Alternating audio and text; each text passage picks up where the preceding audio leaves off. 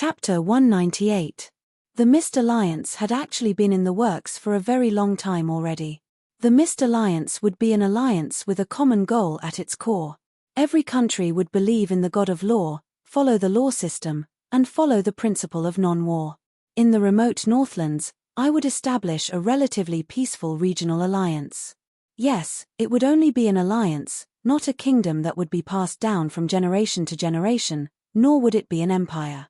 I had no intentions of becoming a dragon in a different world. Becoming an emperor had never been my goal. In fact, I didn't even intend to become the leader of any faction. I'll do my best to reduce the Holy War's scale and casualties, gather as much power as possible, and finally stop the war and survive this crisis. My original goal had never changed. During this period of hard work, I seemed to have achieved some results.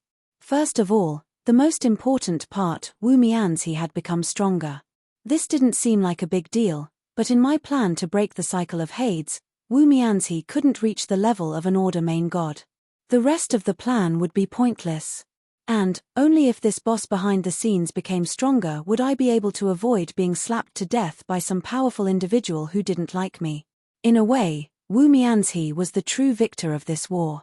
He had his own Valkyrie Highness and the path of reincarnation. He also had the Northlands, a land blessed by the gods. From now on, he had his own territory, and finally broke away from the third-rate gods, false gods, and evil gods. Currently, Wu Mianzi was advancing from a low god to a medium god. His divine concepts included law, contracts, and the guardian god of the Northlands. However, he hadn't actually obtained a complete divine concept yet. Law and contracts were both new things. Contracts had only become popular in the Ottoman Empire. Although they seemed to have limitless potential in my eyes, there were far too few users and believers, which actually didn't provide Wu Mianzi with much power of belief. Although the power of law had greater potential, it was only popular in Sulphur Mountain City. Practically every city in the world had believers, and this was something I had accumulated over 100 years. Although the underground and the small country of Donglan also had many believers, it hadn't been long enough. Most of them were just ordinary believers, and their understanding of law was superficial, which didn't provide much power of belief to Wu Mianzi. However, it was different for the guardian god of the north. As long as the guardian god protected the race and the region, even if they weren't believers, they would still be protected. The prayers and prayers of gratitude were also able to provide Wu Mianzi with large amounts of faith origin power. This time, Wu Mianzi even performed a god's descent. That was an actual divine miracle that was more convincing than anything else. It was likely that the Northlands guardian god's divine miracle would soon spread throughout the entire Northlands, and the Northlands countries that had established the Church of Law as their national religion would provide faith origin power to Wu Mianzi through dual divine concepts, guardian and law. It hadn't even been 2 years since he ascended to godhood, yet he was already about to advance to intermediate divine power. This was simply unimaginable. It was likely that Wu Mianzi had already become the focal point of both camps. But, those who stand out will either be treated as cannon fodder or killed with a slap. Attracting too much attention is clearly not a good thing. It seems that I have to keep a low profile for now. No matter if I was recognized by the Order faction's higher-ups, or if I was praised by them that with great power comes great responsibility, I would be sent to the front lines as cannon fodder, or if I was treated as a thorn in the side of the Chaos faction and eliminated early. None of these were things that I wanted to see. Since the war here has stopped, then I should be able to live a few days of peace. It's also time to relax. Thinking about this, I couldn't help but smile. Fighting to the death, wasn't it all for the sake of a peaceful and prosperous place for everyone to live a better life? But then, thinking about what was to come next, my satisfied smile turned into a helpless bitter smile. He's growing too quickly. Even with A-less protection, I still need to be careful. It's actually easier for a main god to protect a low god who doesn't even have a territory. After all, there won't be much of a conflict of interest. But now, Wu Mianzi intends to take over the entire Northlands, which means that he wants to establish his own faction. He's developing too quickly without a stable foundation. There will definitely be people who will be jealous. Those true gods of the Order faction might not be that powerful in battle, but they are extremely skilled at scheming and stabbing others in the back. After all, they just had a history of nearly 2,000 years of internal strife, and the number of seniors who mysteriously fell is not small. But the Church of Non-War is indeed a good reason. Since we can't actively participate in battle, we naturally can't become cannon fodder. In that case, unless the Order faction comes looking for us. Yep, we should focus on defense for now. At the very least, before the undead calamity arrives, we shouldn't blindly expand our territory. We can't give the other true gods and major empires any reason to attack us. The Mist Alliance's member countries are also limited to the Northlands. This way, the other mega empires won't have to worry about us. Of course, I knew that it was impossible to make a tiger become a vegetarian. At the very least, the Ottoman Empire and San Antonio had long since set their eyes on the Northlands. But as long as I succeeded in delaying the undead calamity for a few years, they probably wouldn't have time to worry about us. Will the next calamity be the undead calamity? I just don't know if it'll happen sooner or later. From a certain standpoint, the Shilluor Empire's internal strife hadn't solved the fundamental problem yet. The undead lords that escaped to the undead plains would definitely affect the undead emperors there. As long as the undead emperors still wanted to return to the mortal plane, the undead plains invasion would be inevitable as the elemental tide increased in intensity. The only thing that I could relax about was that the undead calamity likely wouldn't come for the Northlands. After all, the Northlands was vast and sparsely populated. It would definitely be less attractive to the undead emperors than the densely populated central regions of the continent. If I was the commander of the undead army, I would definitely ambush San Antonio and Bahia, taking down the most populated provinces and cities, and then create an undead calamity and death plague. Cough, I accidentally got too into character.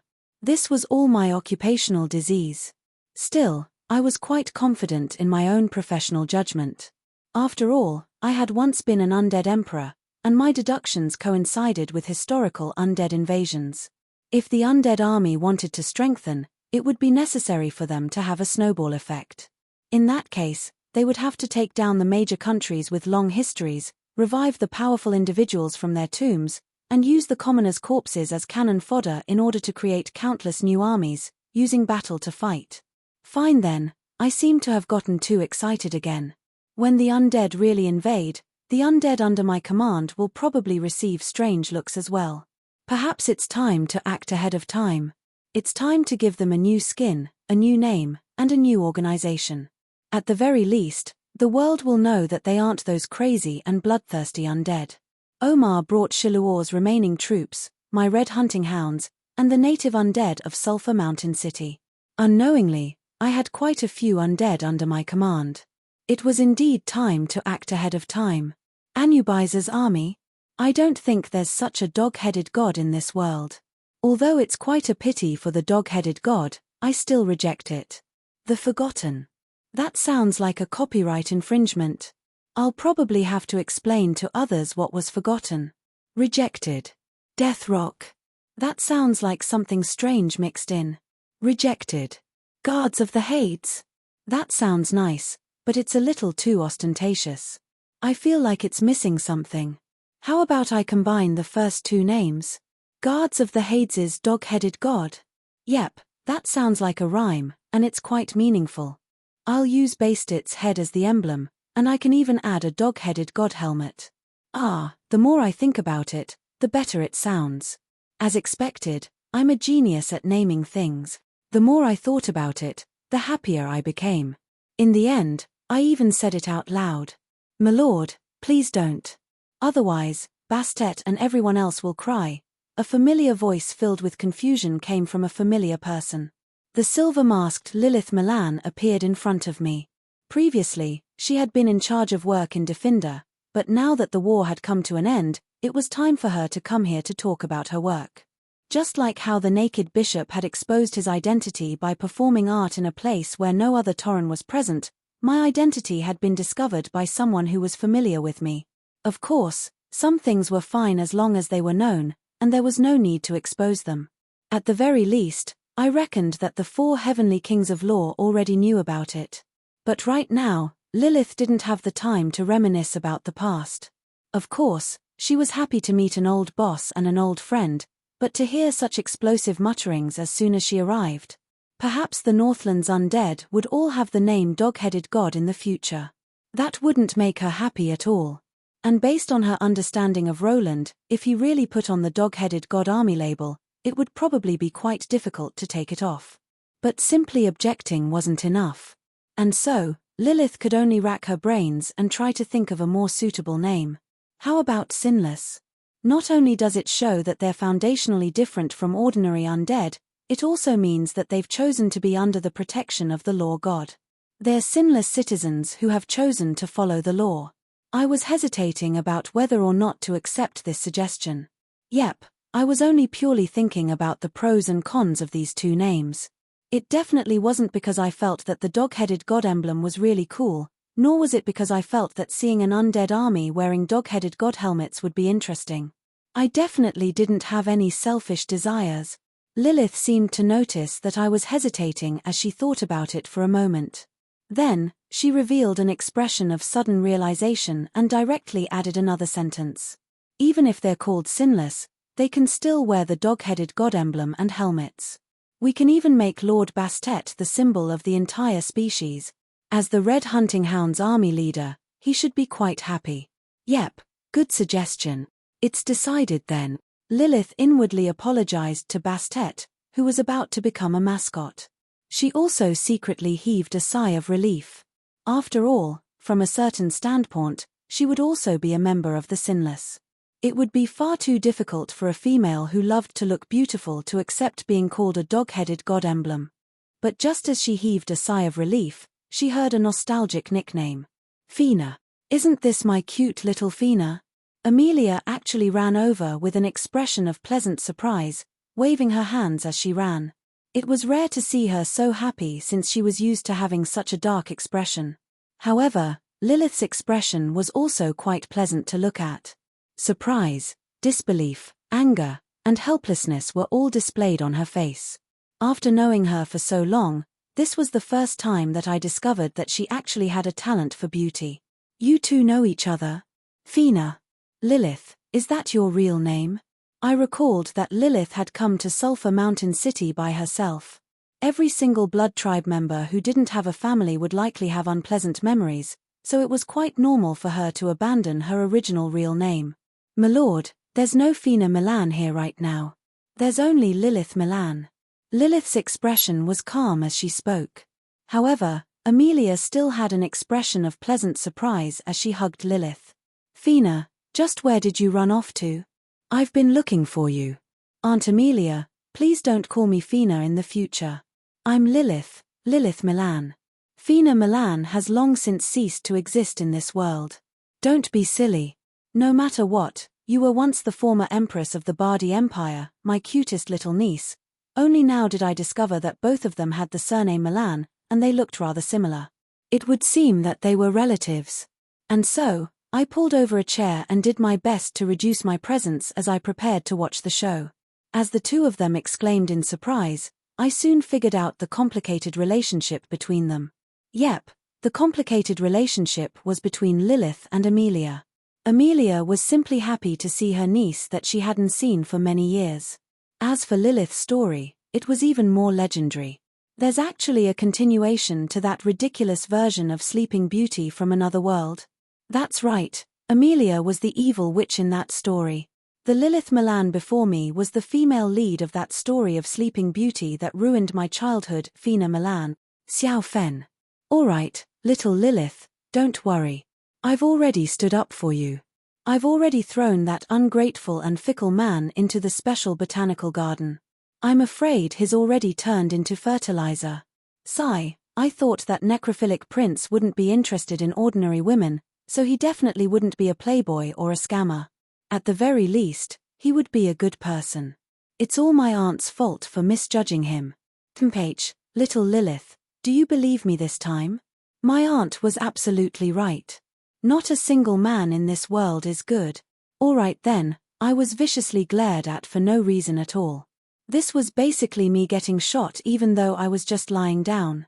However, through their conversation, I had more or less figured out the ins and outs of the matter. So this was the original story of Sleeping Beauty, but it wasn't so romantic. A foreign prince with a special fetish woke up the Sleeping Beauty, and the curse of the willful witch was lifted. However, what happened next wasn't so fairy-tale-like.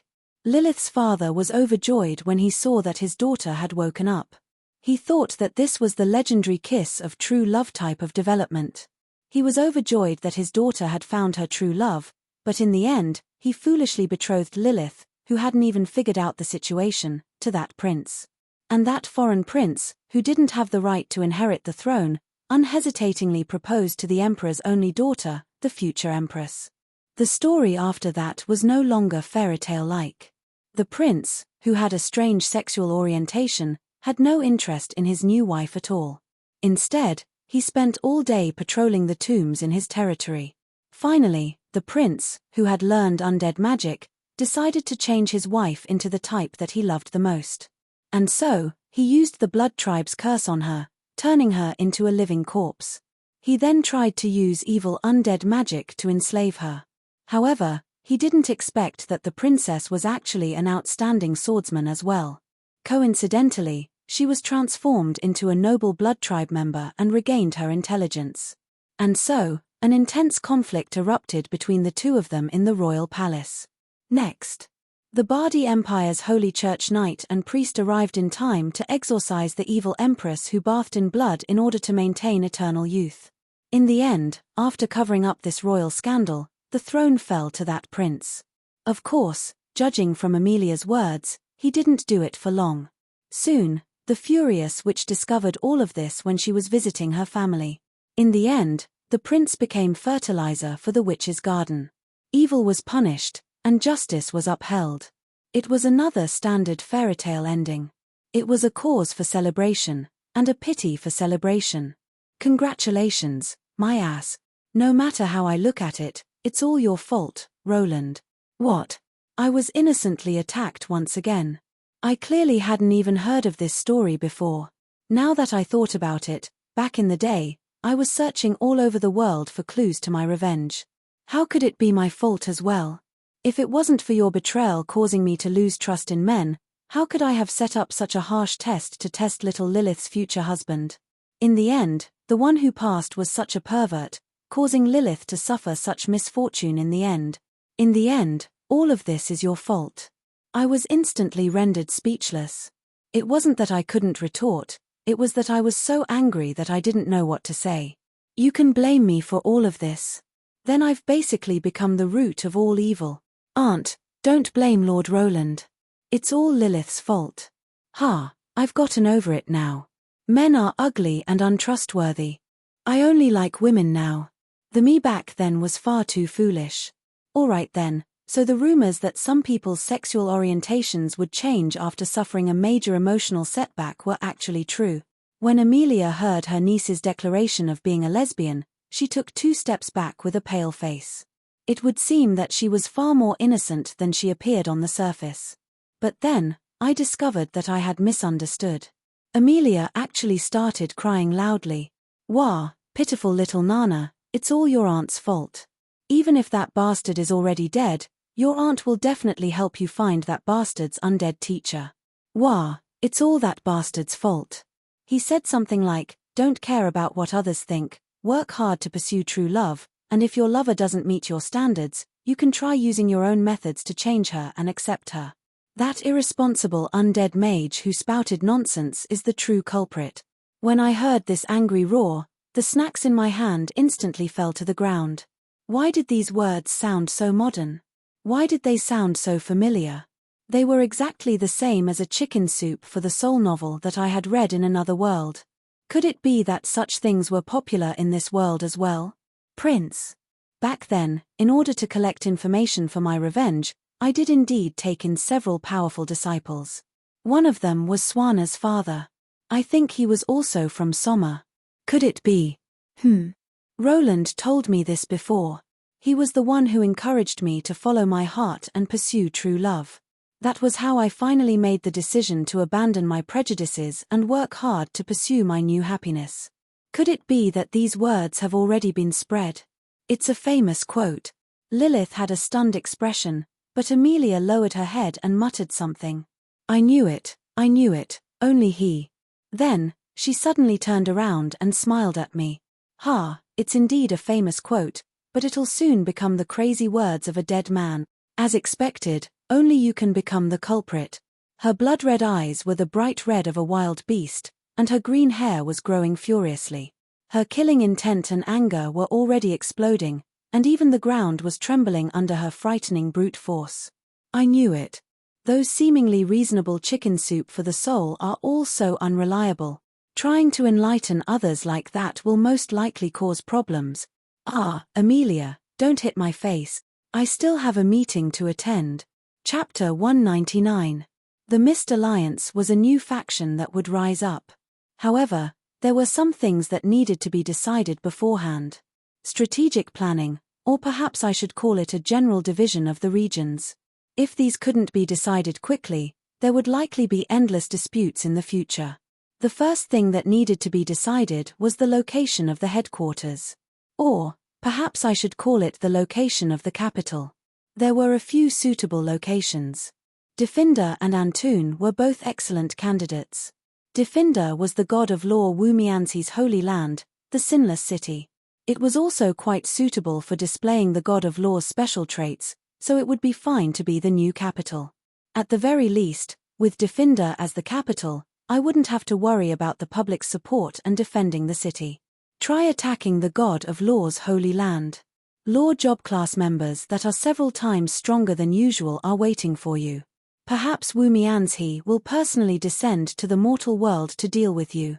Definder, the capital that would never fall again, was indeed quite attractive, especially for me personally. I also hoped that Definder would be able to swiftly rebuild with the resources of the entire Mist Alliance so that the Northland's former capital could be restored to its former glory. However, it was obvious that Definder wasn't the best choice. As for the latter, Antoon was the largest city in the entire Northlands. Its businesses and industries were all quite developed, and due to a certain person's surrender, this city had been preserved relatively well from the flames of war. As long as some resources and funds were invested, it would be possible to make it flourish again. As Antoon's political status rose, its well-established trade routes would be of great use. Plus, the Mist Alliance also had tax-free trade routes, so it was only a matter of time before it became a major commercial city. Even though both cities had many advantages, in the end, I still helplessly gave up on choosing the two countries' capitals as the headquarters, choosing Red Maple City instead. Yep, it was this ruined city that had already been reduced to rubble. This was originally only a second-tier city in the Sluware Kingdom, and its most famous landmark was its war history museum. After this battle, the museum would probably have many more collections to add to its collection. After more than 2 months of war, including cruel street battles, and even a god's descent, it would be an exaggeration to say that this place was in ruins. If this was the capital, it would be no different from peacefully building a city. But in the end, I still chose it. The reason? Only this place was suitable. Although the Mist Alliance would definitely have the people of the Mist at its core, it would ultimately become an alliance of many different species and countries. If the Mist Alliance chose Antoon or Definder, which meant that choosing Donglan or Sluware as their capital would be far too obvious in terms of politics. The result of this would be that the other allied countries would definitely be wary of us in the future, and it would also be detrimental to the equality between the people of the Mist and the other species. That was why I could only give up on these two seemingly perfect options. Politically speaking, choosing this battlefield where the various species and countries of the Northlands had allied together to fight against the invaders would make it the future capital of the Mist Alliance. At the very least, this would give the participating soldiers a natural sense of closeness. Perhaps this would even give the participating countries the impression that the Mist Alliance was independent from the other countries, so that they wouldn't retaliate too much. If I could accomplish this, that would be my greatest victory. Of course, since the Sluware Kingdom and the Donglan Principality were the two countries of the people of the Mist as the core, it would be impossible for the Mist Alliance to be completely independent. But at the very least, it would be possible for the Mist Alliance to maintain its reputation. Even if I decided that Red Maple City would be the capital, Antoon and Defender wouldn't give up on it. Defender, which was already unlikely to fall, might be relatively remote and barren, but it could definitely become a logistics center, a military center, and a technological center. And Red Maple City's special status as a guiltless city would allow it to become the Church of Law's headquarters.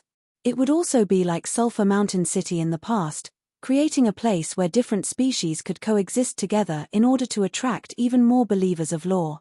As for the Sleware Kingdom's Antoon City, it would be sufficient for it to continue acting as a commercial center. Of course, I still had a series of other plans that I wouldn't discuss here.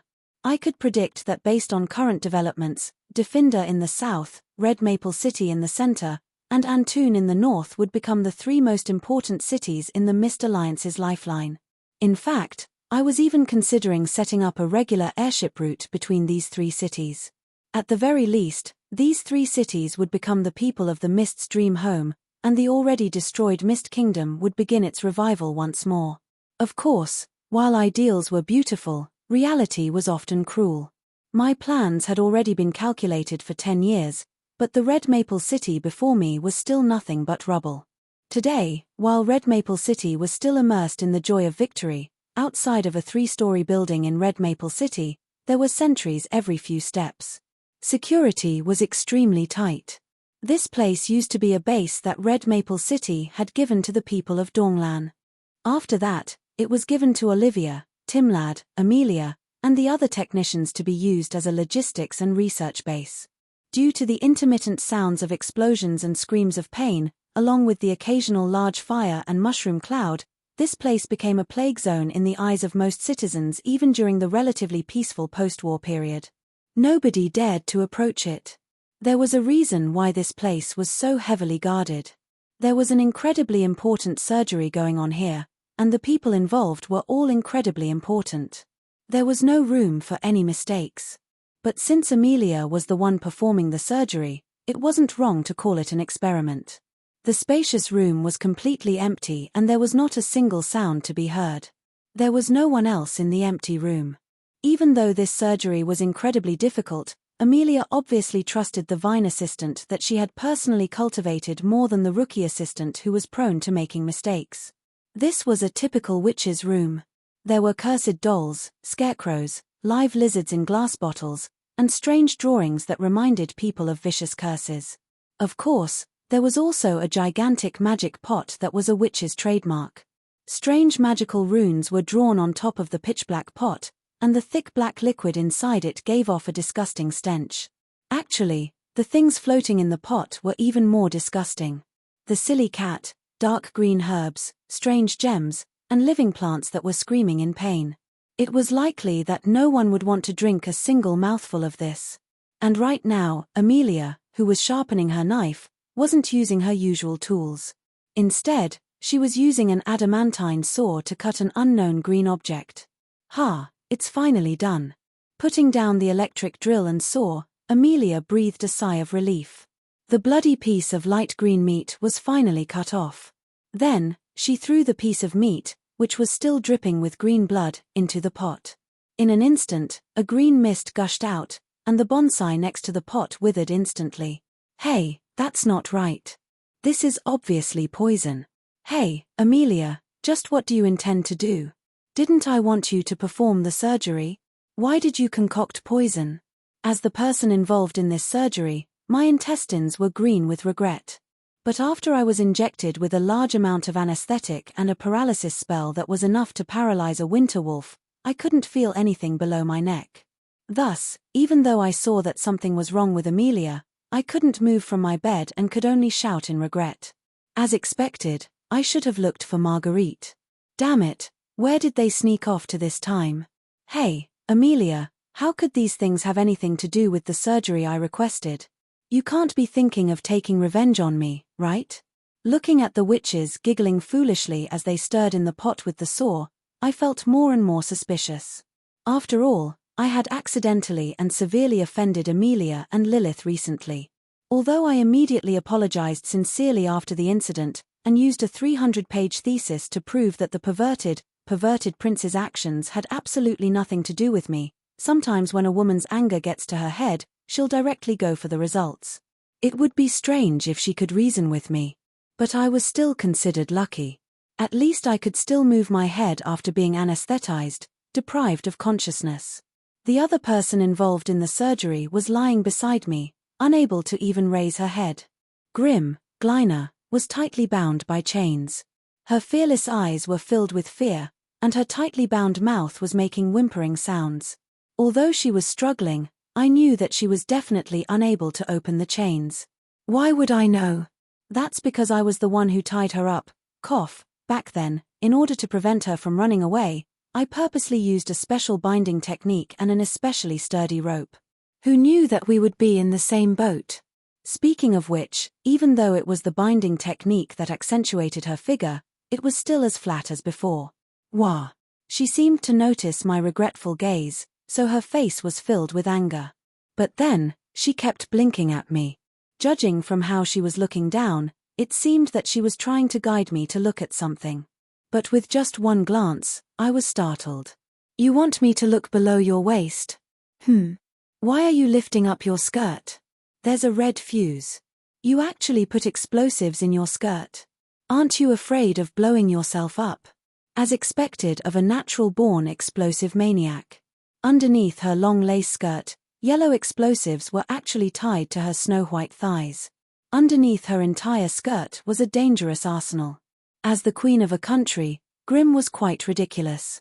She still spent most of her time and energy on her hobby, creating new types of bombs. But obviously, the maids and aides in the royal palace wouldn't allow the queen to play with explosives all day long. She lacked a sense of security and wouldn't listen to anyone's advice.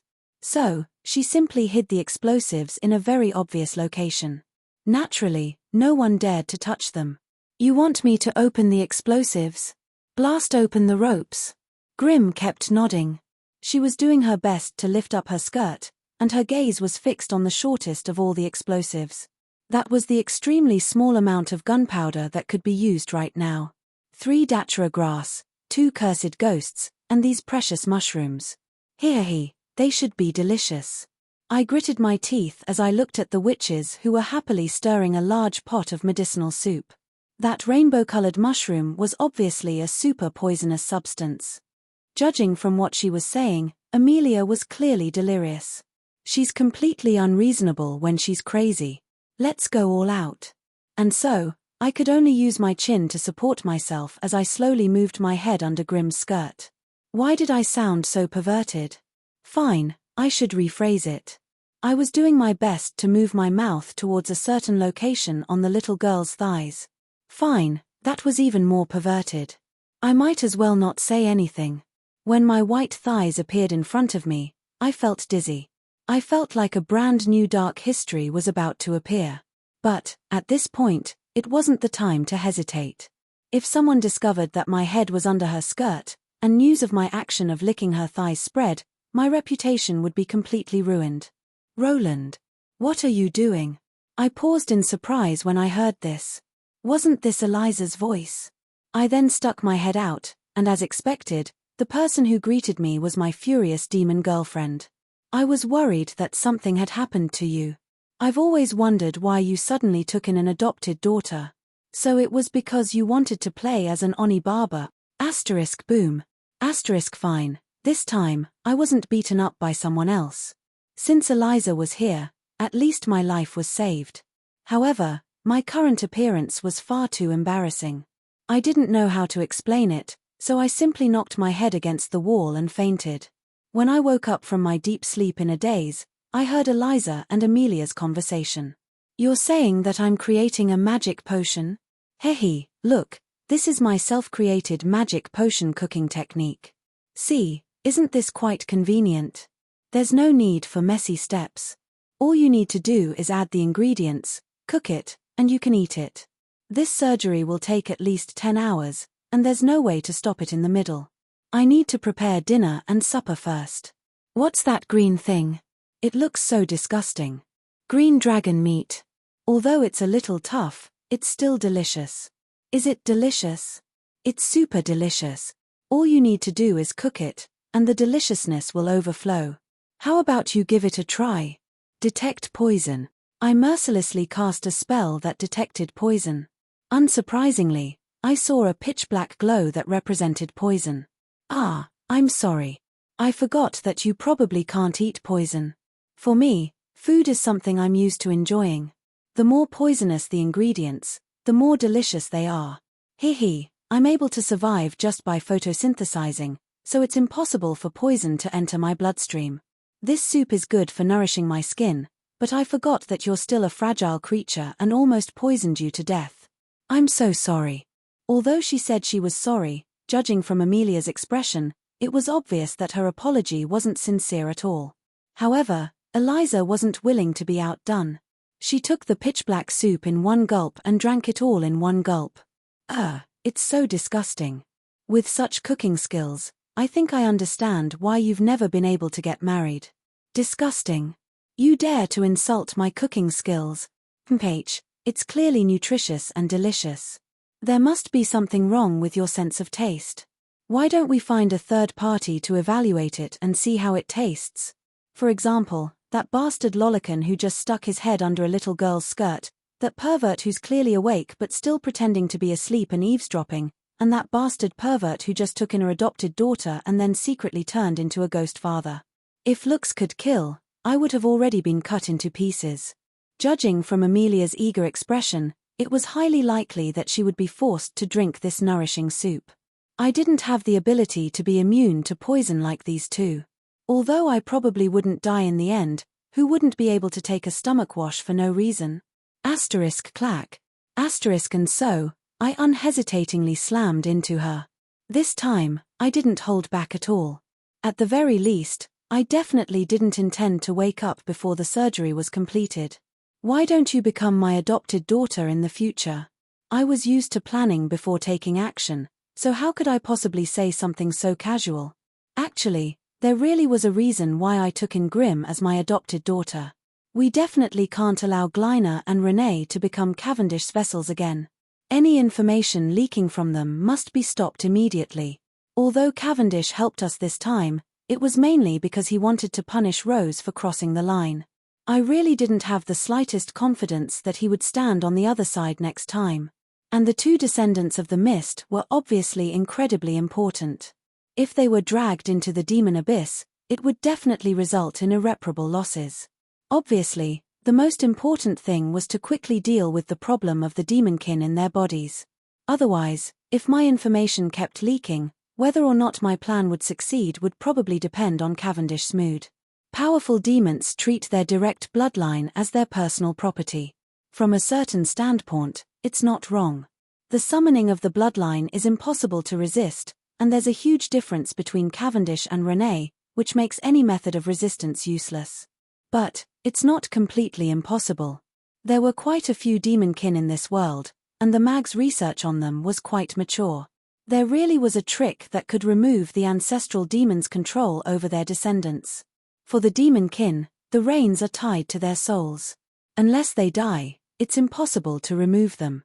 And if they really die, their souls will most likely be dragged down to hell by the reins. But, we can change the person holding the reins. As long as their powers come from the same source, we can think of a way to cover them up.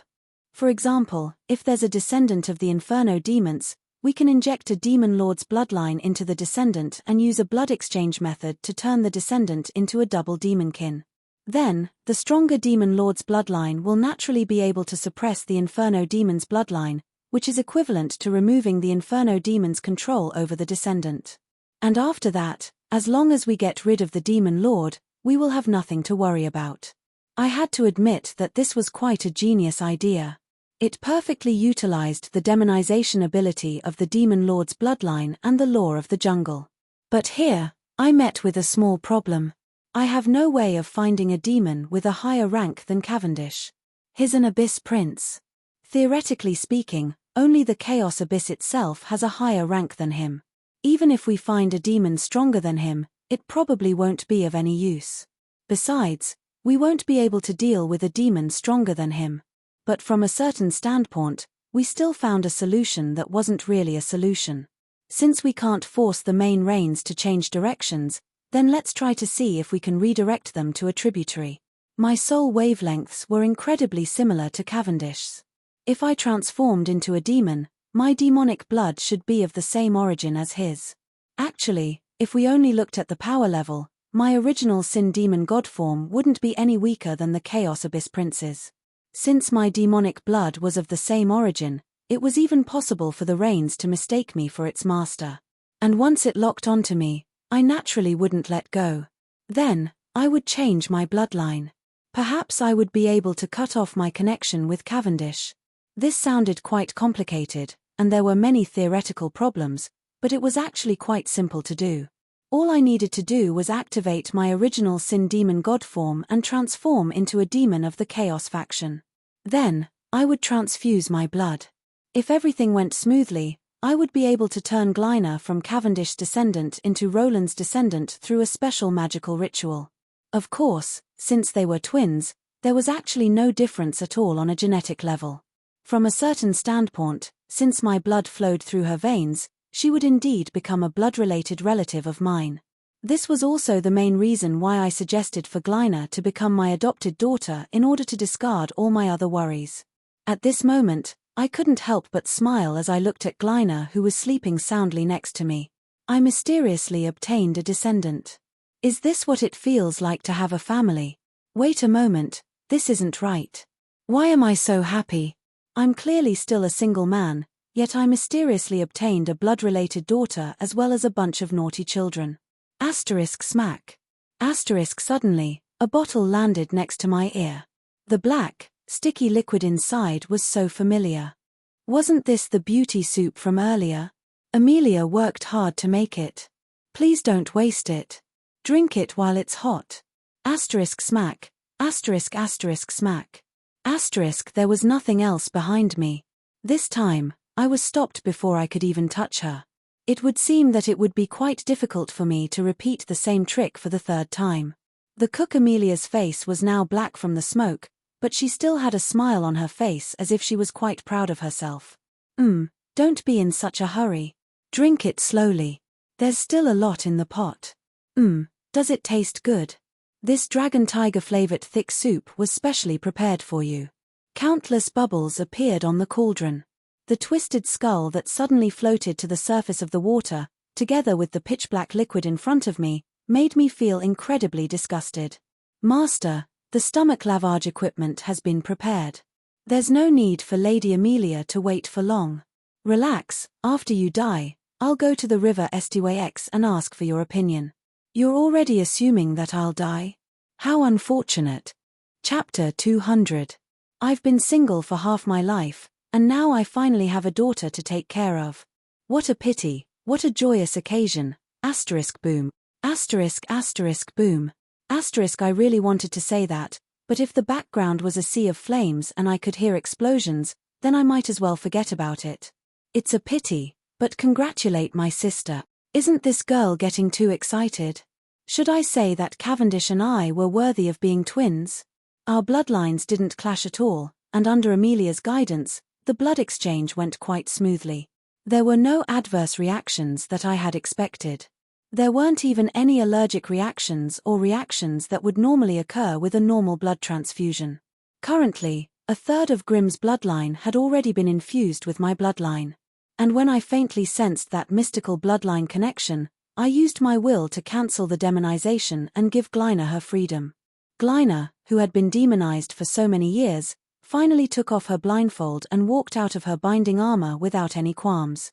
Of course, it was impossible for a tumor that had already worsened to disappear naturally. Under the current conditions, it was impossible for the demonized portion to disappear. However, this girl with different colored eyes wasn't someone who cared about others' gazes. As long as her demonic eyes weren't shining with that dim yellow evil light from the chaos abyss that constantly dragged her soul into chaos, she was quite willing to take off her blindfold and show off her youthful vigor under the sunlight. You're just too energetic. I only told you to clean up the rubble, not to level it. A new city, a new street, and a new plan. Since I intended to create a mega city, then the rubble left behind by the battle would have to be cleaned up. Originally, I had intended to be an expert in construction and slowly clean up the rubble, but Glyna, who still didn't want to return to Antoon, volunteered to give this task to her. Considering that this would save me some money, I naturally didn't refuse. Considering her past history, I had expected that she would go overboard. But since the rubble was already in ruins, going overboard would be fine. This would also allow her to vent some of the energy that she had recently gone overboard. However, it was evident that I had still underestimated her.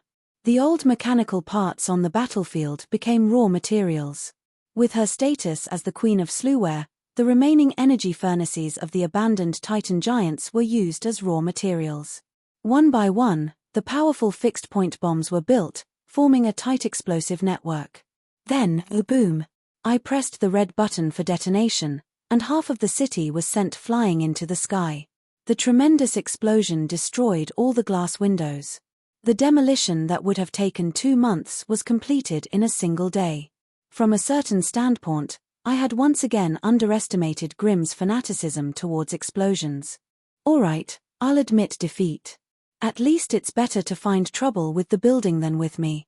From a certain standpoint, this ritual was the equivalent of establishing the strongest blood relationship possible. I didn't know how to deal with this new adopted daughter that suddenly appeared. It was likely that Grimm didn't know how to deal with his new father either. Previously, Antoon would occasionally call me adopted father or something like that, and most of it was just a joke. But now, she didn't say anything at all. It was likely that she didn't even know what to call me. Perhaps your way of expressing your feelings is rather unique. Even if you can't normally hug me or act spoiled, don't you think using an exploding alarm clock to wake me up is a bit too much? Waking up every day is a race against my life. If I'm any slower, I'll die, you bastard. By the way, I should mention that after that incident, I received my system's belated blessing as usual. A daughter who isn't related to you by blood calls you father, and you're still an old virgin. You meet all the requirements. Congratulations on obtaining the achievement being a happy father and the honorary title King of Spare Tires. After equipping this title, it will be easier for you to obtain sympathy from women and friendship from men. This was actually quite pitiful, but as always, my system added insult to injury at lightning speed. Actually, you can consider going one step further. Gather 7 daughters who aren't related to you by blood and still maintain their virginity. Then, you can complete the task of raising beautiful girls. Depending on how well you complete this task, you can obtain the 3 epic achievements of being a happy father lover, legendary king of fathers, and veteran nanny father. Finally, you can obtain the epic title of You're the Ultimate Good Man. This will greatly increase your friendship with women, and also greatly increase the difficulty of obtaining love. Of course, if you plan on going down the path of being a demon, don't hesitate. I still have the Onibaba series of titles that I guarantee will be powerful enough. Wah, I'm not the king of spare tires. I don't want to be a father god. At that time, even I, who had long since become numb to the fact that my system had been scammed for so many years, could only helplessly lie on the ground with tears in my eyes. The system added insult to injury. Actually, you've basically completed this achievement. Renee, Glyna, Eliza, and Anne, not to mention that it's impossible for your physical body to reach adulthood in the short term. Stop struggling. You can't resist fate. Looking at it from a different perspective, being a legend father god is actually quite awesome. At least.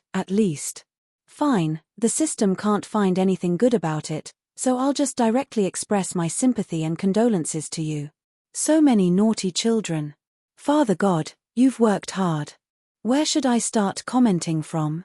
Should I start from when even the damned system admitted that it was intentionally adding insult to injury? Or should I start from when I became a legend father? Or should I start from when the system was so pitiful that it couldn't bear to continue commenting and instead turned around to express sympathy? By the way, I also received another achievement on that day. You voluntarily ate highly poisonous food and didn't die. Congratulations to the host for obtaining the achievement Hungry Don't Care What You Eat. After equipping this achievement, your appetite will be doubled, and your resistance to poison and disgusting food will be slightly increased. This series of achievements also includes Food God, Nothing Taboo, will eat anything with 4 legs apart from chairs, Stargazing is so delicious, and so on. After completing all of these, you will receive the epic achievement The Man Who Stands at the Top of the Food Chain and the legend title Bay, Devourer of the Void. Actually, with Amelia here, you could have easily achieved this. Keep up the good work. Heh, after eating those things, I really did see the river Styx. Those bastards even said to me, "You're here again. How long do you intend to stay here for?" The next time I eat those things, I'll really be staying here forever. Fine then, let's forget about the past. Right now, the most important thing was to find someone to take revenge on. You're such a scammer. When half of the entire city went up into the sky, as the person in charge of this project, I finally managed to get rid of all the complaints and documents and deal with a large number of accidents caused by being frightened. I angrily went to find Glinna to take revenge, but the result was that before I could even complain to her face, I discovered an unexpected battle. In an empty area, Renee and Glinna were currently fighting. Sword energy was everywhere, and explosions were everywhere. Judging from the power of the battle, it was obvious that both of them were serious. Unlike before, the Demon Prince's bestowment was no simple one. The highest quality chaos transformation gave Renee far too much power.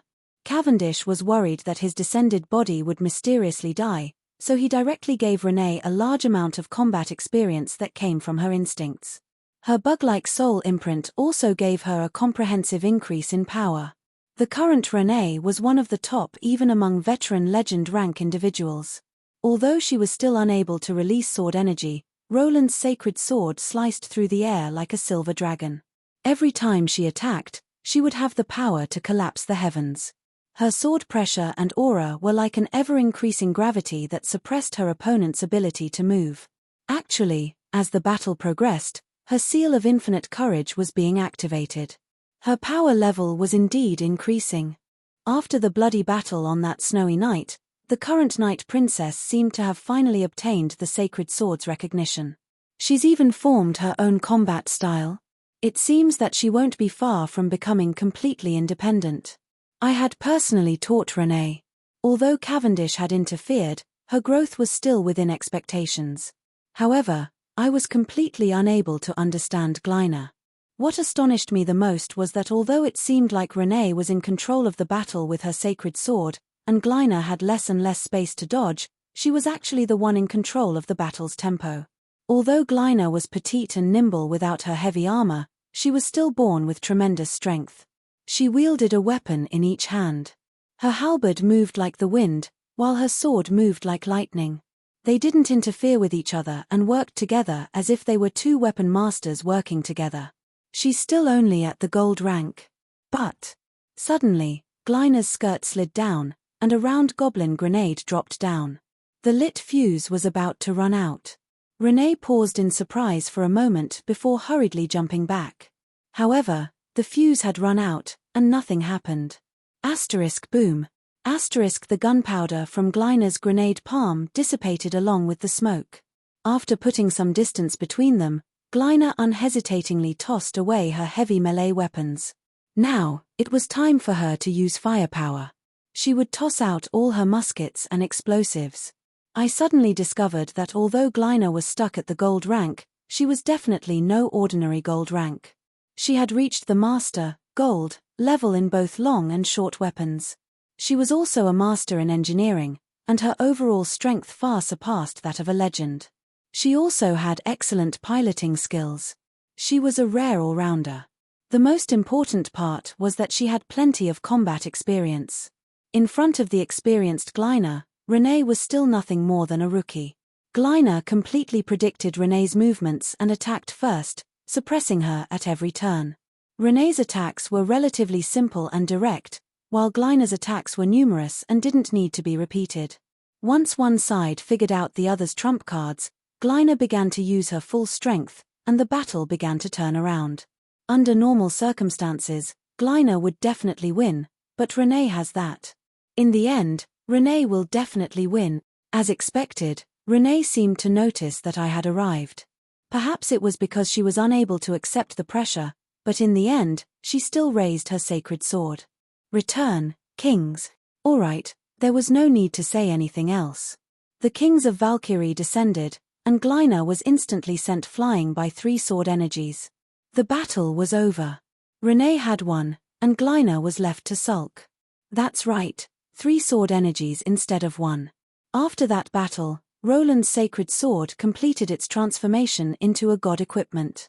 There weren't many other changes, but the limit of summoning 3 kings of Valkyrie per day had been changed. You can summon 4 Valkyrie per day, at most 3 at a time. If you go all out and summon 12 kings of Valkyrie at once, you're such a scoundrel. Renee dispelled Valkyrie, while Gleina ran over to my side. Before I could even complain, she reached out her hand. It's mine. I didn't know whether to laugh or cry. It turned out that Gleina was quite displeased that she lost. She felt that it was unfair of me to give the sacred sword to Renee, so she was trying to make up for it. Ha, you can only blame your weapon if you can't win. How impatient. In that case, Renee, throw down your sacred sword, and we'll fight again. PH, why wouldn't I use the god equipment I have? If you're displeased, go ask Roland for his god equipment. As she said that, she began to laugh. God equipment was something that could only be found by luck.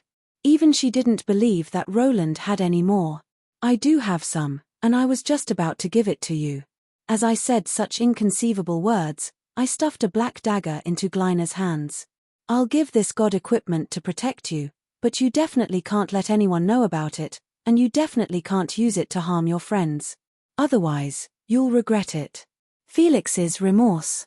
Dagger. God equipment. Attack power, 1 to 3. Choose one of the following 4 special effects for each attack. The dagger's blade will be infused with the corresponding light. Divine right. Nature's end, anyone struck by this dagger will be infused with aging poison.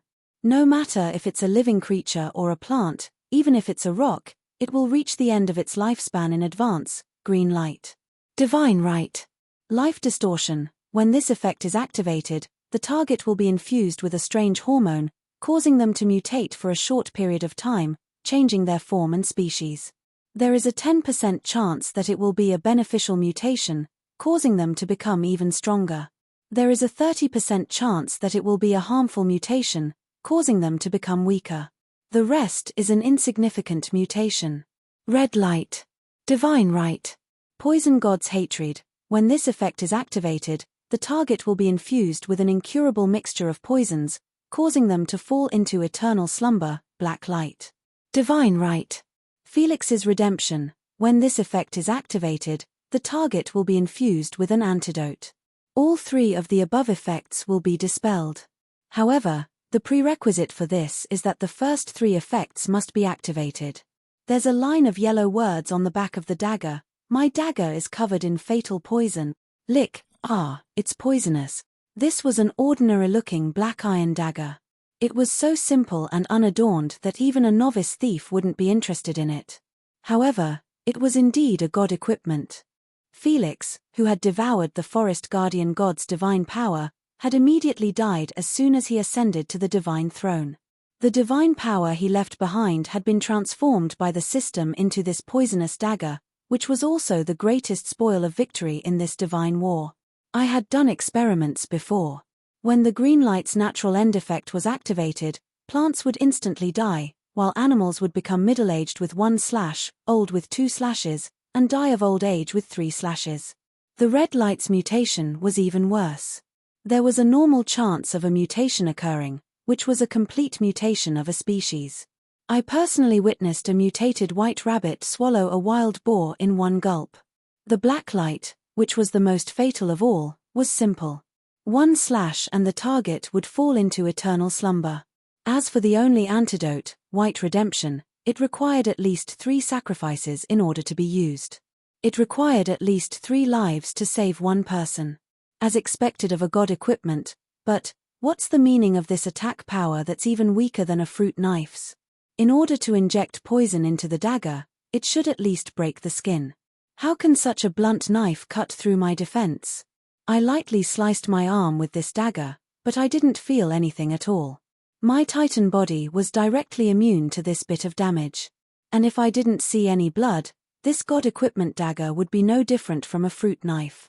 Normally speaking, powerful semigod equipment and god equipment would all have very troublesome side effects. Perhaps this blunt knife itself was a type of limitation, which was why this god equipment had such a troublesome god equipment curse attached to it. However, its sharpness, which couldn't even pierce through leather armor, limited its usage. There's no need to think about direct combat, but it's a good item for sneak attacks. If it's Glyna, she should be able to use it to its fullest potential. Glyna kept nodding her head after obtaining the god equipment dagger.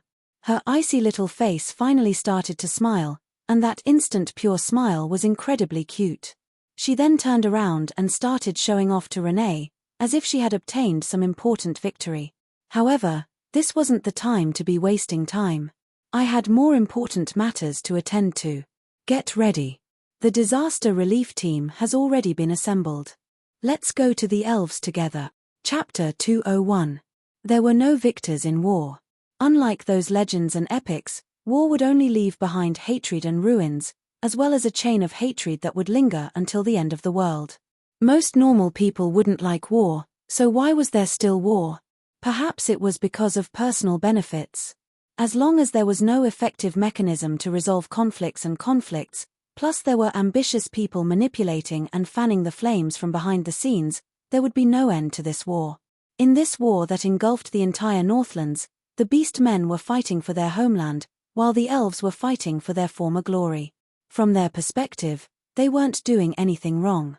And looking at history, as the ones who started this war, they were all the losers in previous wars.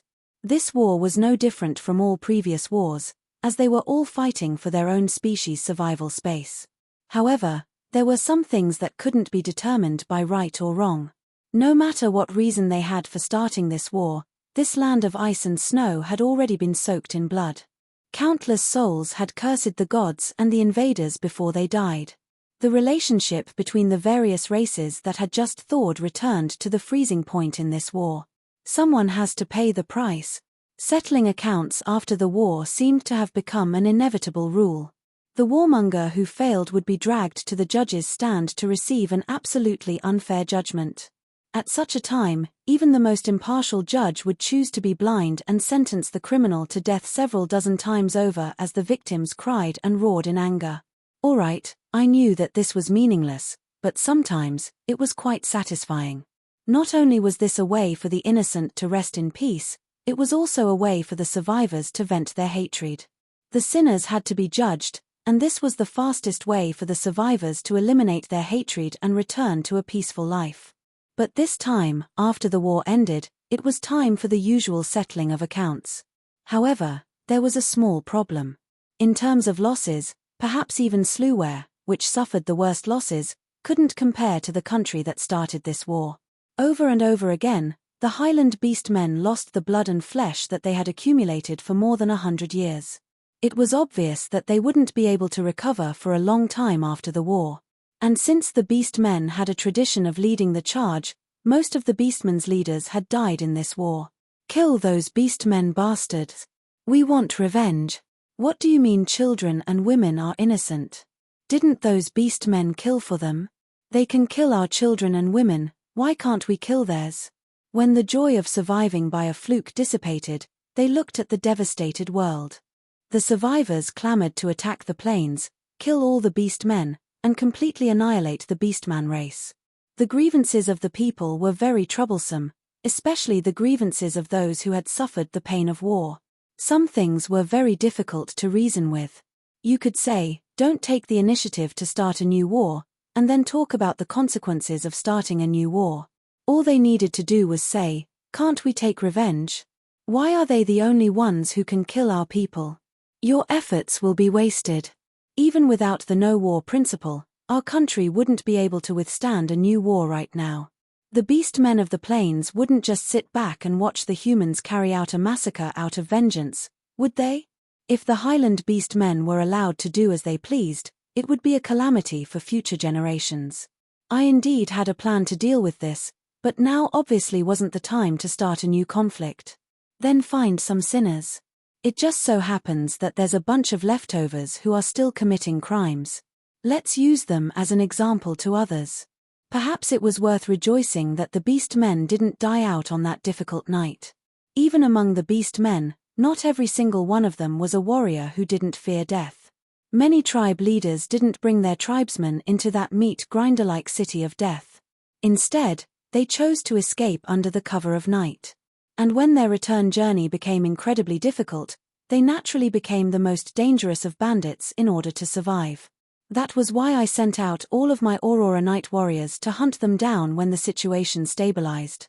And so, even though there weren't that many of them, they became the most dangerous enemies thanks to my propaganda. Camel Barber and the 40 Jackal Bandits, 3 female Tiger Men, and 105 male Beast Men were already on my wanted list.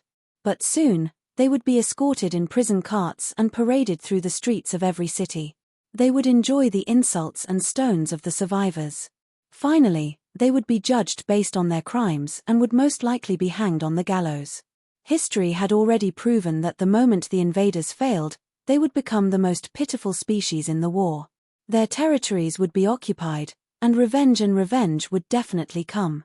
Nobody would pity them for their losses in the war, because they deserved it. They were both the victims of the war, as well as the instigators of the war. Apart from these tangible and intangible things, out of consideration for the future, the victors would not give the losers a chance to rise again. All kinds of harsh treaties would inevitably swarm in, and the originally arrogant invaders, as the losers, would have to agree to the harshest conditions in order to survive in the world. And these harsh conditions and humiliating conditions would often lead to conflicts in the future, which would eventually lead to a new round of war. And so, I was especially careful in dealing with the beast men after the war. Even though I already had a contingency plan, I still invited my advisors to discuss it repeatedly. Under my signal, my advisors spoke up one by one, but they were all useless. Things like restricting trade, cutting off the supply routes, forcing the beast men to hand over hostages and war reparations, and so on. I was already drowsy from listening to them. Restricting trade. Even if they wanted to trade, would there still be any merchant caravans traveling between the two sides? It would be strange if they weren't treated as spies and killed. Cutting off the supply routes. Let's first redraw the map that Amdirokan made meaningless. Forcing the beast men to hand over hostages and reparations. At least do your homework. There are so many beast men tribes out there, and you want them to hand over hostages and reparations. If you push them too far, it'll be another calamity. But when my advisor named Pylab spoke up, I immediately woke up, startled awake. The ancient chieftain system needs to be abolished. Only a republic can save the world. In order to completely eliminate all conflicts and wars, we need a great revolution to eradicate the ancient and ignorant authoritarian system. My advisor's previous uncreative speech made me want to sleep, but this advisor's speech was quite creative. But to abolish the foundational feudal monarchy system of this world. This advisor was quite daring. More than 70% of the countries in Ike were monarchies. Wasn't he afraid of being burned at the stake for such an extreme? Chop off the heads of those selfish chieftains and create a brand new social system. Allow the foolish beast men to also create their own efficient new republic. That way, I couldn't help but size up this rather gentle young man. He was so worked up that his spittle flew everywhere, his fists were clenched tightly, and his eyebrows were furrowed. It was as if his body was filled with endless flames of anger. He was quite similar to the legendary revolutionaries in the novels. But for him to say such unrealistic and far-fetched words in a feudal era, I was even beginning to wonder if he was a transmigrator. Then we can ask them for war reparations and hostages. All right then, I take back what I just said. This guy was nothing more than a madman. After all, he was still trying to obtain war reparations and hostages. My apologies, my lord. Pylab's just isn't in a good state at the end. He just suffered a setback in his relationship, got dumped, and had his head smashed by a rock. Recently, he's been a little. My advisor shook his index finger and then pointed at Pylab's head, indicating that something was wrong. Pylab's then seemed to become even more worked up. His colleagues hurriedly pulled him down, deeply afraid that he would say something even more ridiculous. You rotten remnants of feudalism will never be able to defeat the holy bourgeois warriors. The heads of the foolish kings will fall to the ground one by one, and the great republic will rise. This will be a storm, a great storm that nobody will be able to avoid. You idiots. All right then, Pylob's comrade finally gagged his mouth. He quieted down a little as he was dragged out, but he still fiercely struggled. Shut up. Don't bite me. I'm trying to help you, don't bite me. Cough, it seems that our advisor is under too much pressure and needs some time to rest. Give him half a year of leave, and if he still hasn't rested enough, give him another half a year. Although I said this, the conference room remained silent. I knew that if this continued, there wouldn't be any results, so I could only toss out my own plan. Didn't Anya say that her tribe also wants to come to the surface? Actually, the highlands are a good place, at least much better than the pitch-black underground. Let them come. Our participation will only worsen the conflict. The beastmen have their own rules, and it's best to let the beastmen deal with the beastmen themselves. I talked for several hours, but in the end, it was still the same. And after this issue was resolved, the second problem was even more of a headache. Elves. That's really troublesome. If I had to choose the unluckiest side in this battle, the elves would definitely be the best choice. The guardian god had died, and the main armies of the 4 northern kingdoms of the elves had all been annihilated. Although the Tassel kingdom still had a certain amount of combat strength, all of its royal family members had died, and it was hard to say whether or not their combat strength could even be considered elves. From a certain standpoint, the Tassel kingdom royal family was one of the main culprits. However, the previous elven king had already perished together with Felix, and punishing the Banshee Swana, who had always been anti-war, would be even more unjustified. And this wasn't even the biggest problem. The biggest problem was the sudden change in the current living environment. The self-sustaining ecosystem that had existed for thousands of years had been broken, and the fatal climate had transformed into the harshest challenge to life. Currently, most of the residents were still fighting for survival. Forget it, let's not think about this anymore. Let's first focus on providing disaster relief. Otherwise, if everyone dies, talking about anything else will be pointless. The Borealis had already finished its preparations. Once it unloaded the ores obtained from the barbarian tribe, the second rescue team would arrive first. And I was a member of this rescue team. Chapter 202. After twisting the laws of nature for thousands of years, the northern elves finally suffered from nature's vengeance. The furious nature used a rapid rain of ice crystals to cleanse this country of sinners, while a dragon-like storm wreaked havoc on the land. The death of the ancient guardians took away the last green of hope. That sounded a little artistic, so let's just get straight to the point. After the natural barrier was broken, the two countries with vastly different climates came into contact with each other. The drastic temperature difference caused the air convection to accelerate and become unstable, forming natural disasters such as hail and tornadoes. The death of the forest guardian god increased the death of the natural vegetation, and the sandstorm also lost its shielding. Multiple natural disasters interacted with each other, causing the situation to become unsalvageable. If we don't do anything, the northern elves will probably perish. But I'm not willing to save them for nothing. This was the consensus reached by some human kingdoms. However, their rescue speed was incredibly fast. Or perhaps, it should be said that their speed of stealing was incredibly fast.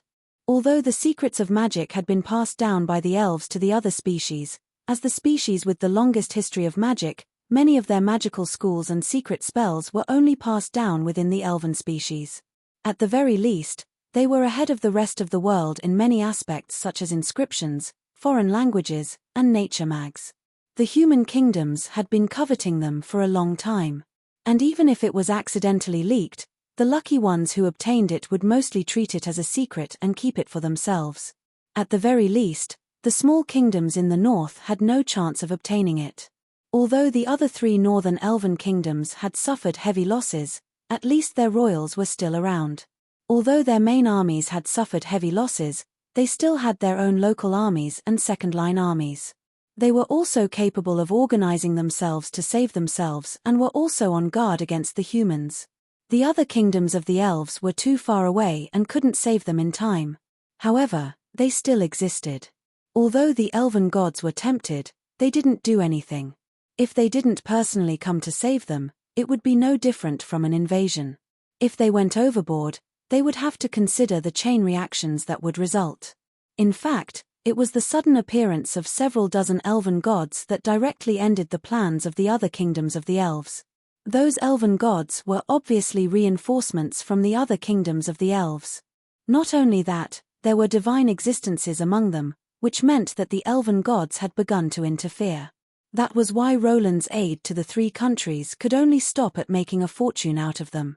He would use the resources and rations that they lacked to get through the winter in exchange for gold, elven magic tools, and other hard currencies. As for the magical legacies and secrets that they had hidden away, Roland could forget about them. However, Tassel was different. The true god Rose's fall ritual had displayed her divine power, causing all the elves in this elven kingdom to become fallen elves with dark brown skin.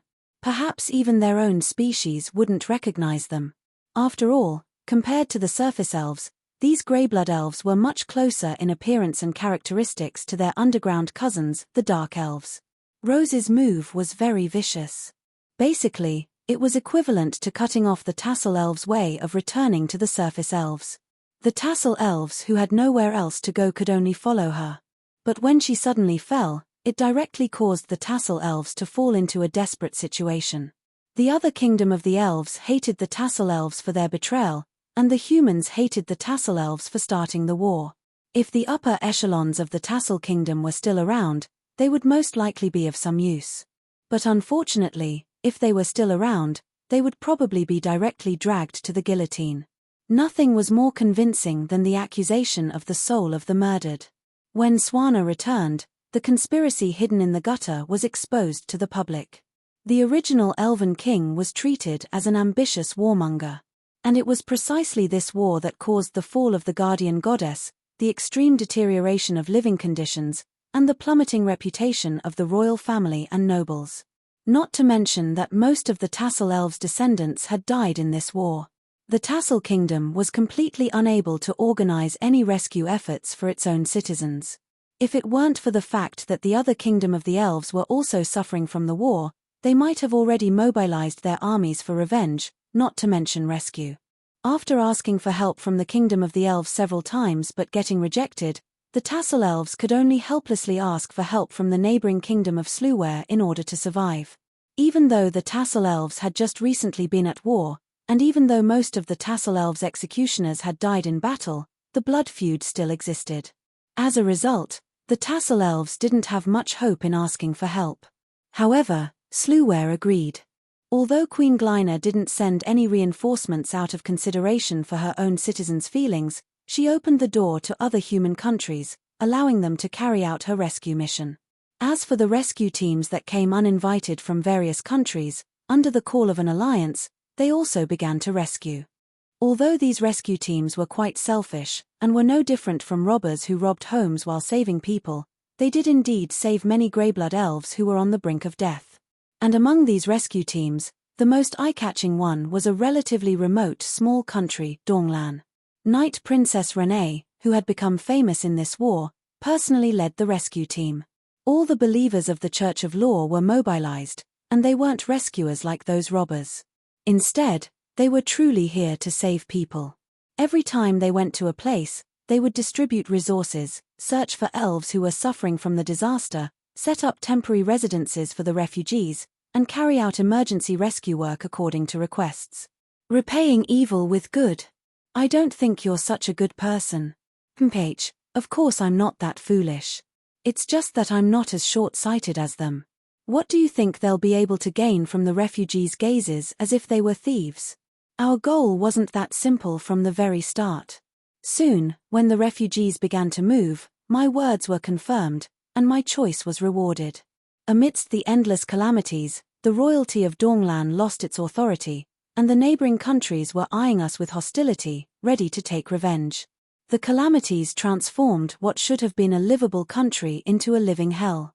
No matter whether they admitted it or not, the Tassel country was beginning to disintegrate. At this time, while the elven countries closed their doors, many human countries opened their doors to the Greyblood elves who were trying to immigrate here. However, more than 90% of the migrating elves chose to immigrate to Donglan. This great migration would change many things. At the very least, they would bring countless books and knowledge with them. That's right, this was my goal.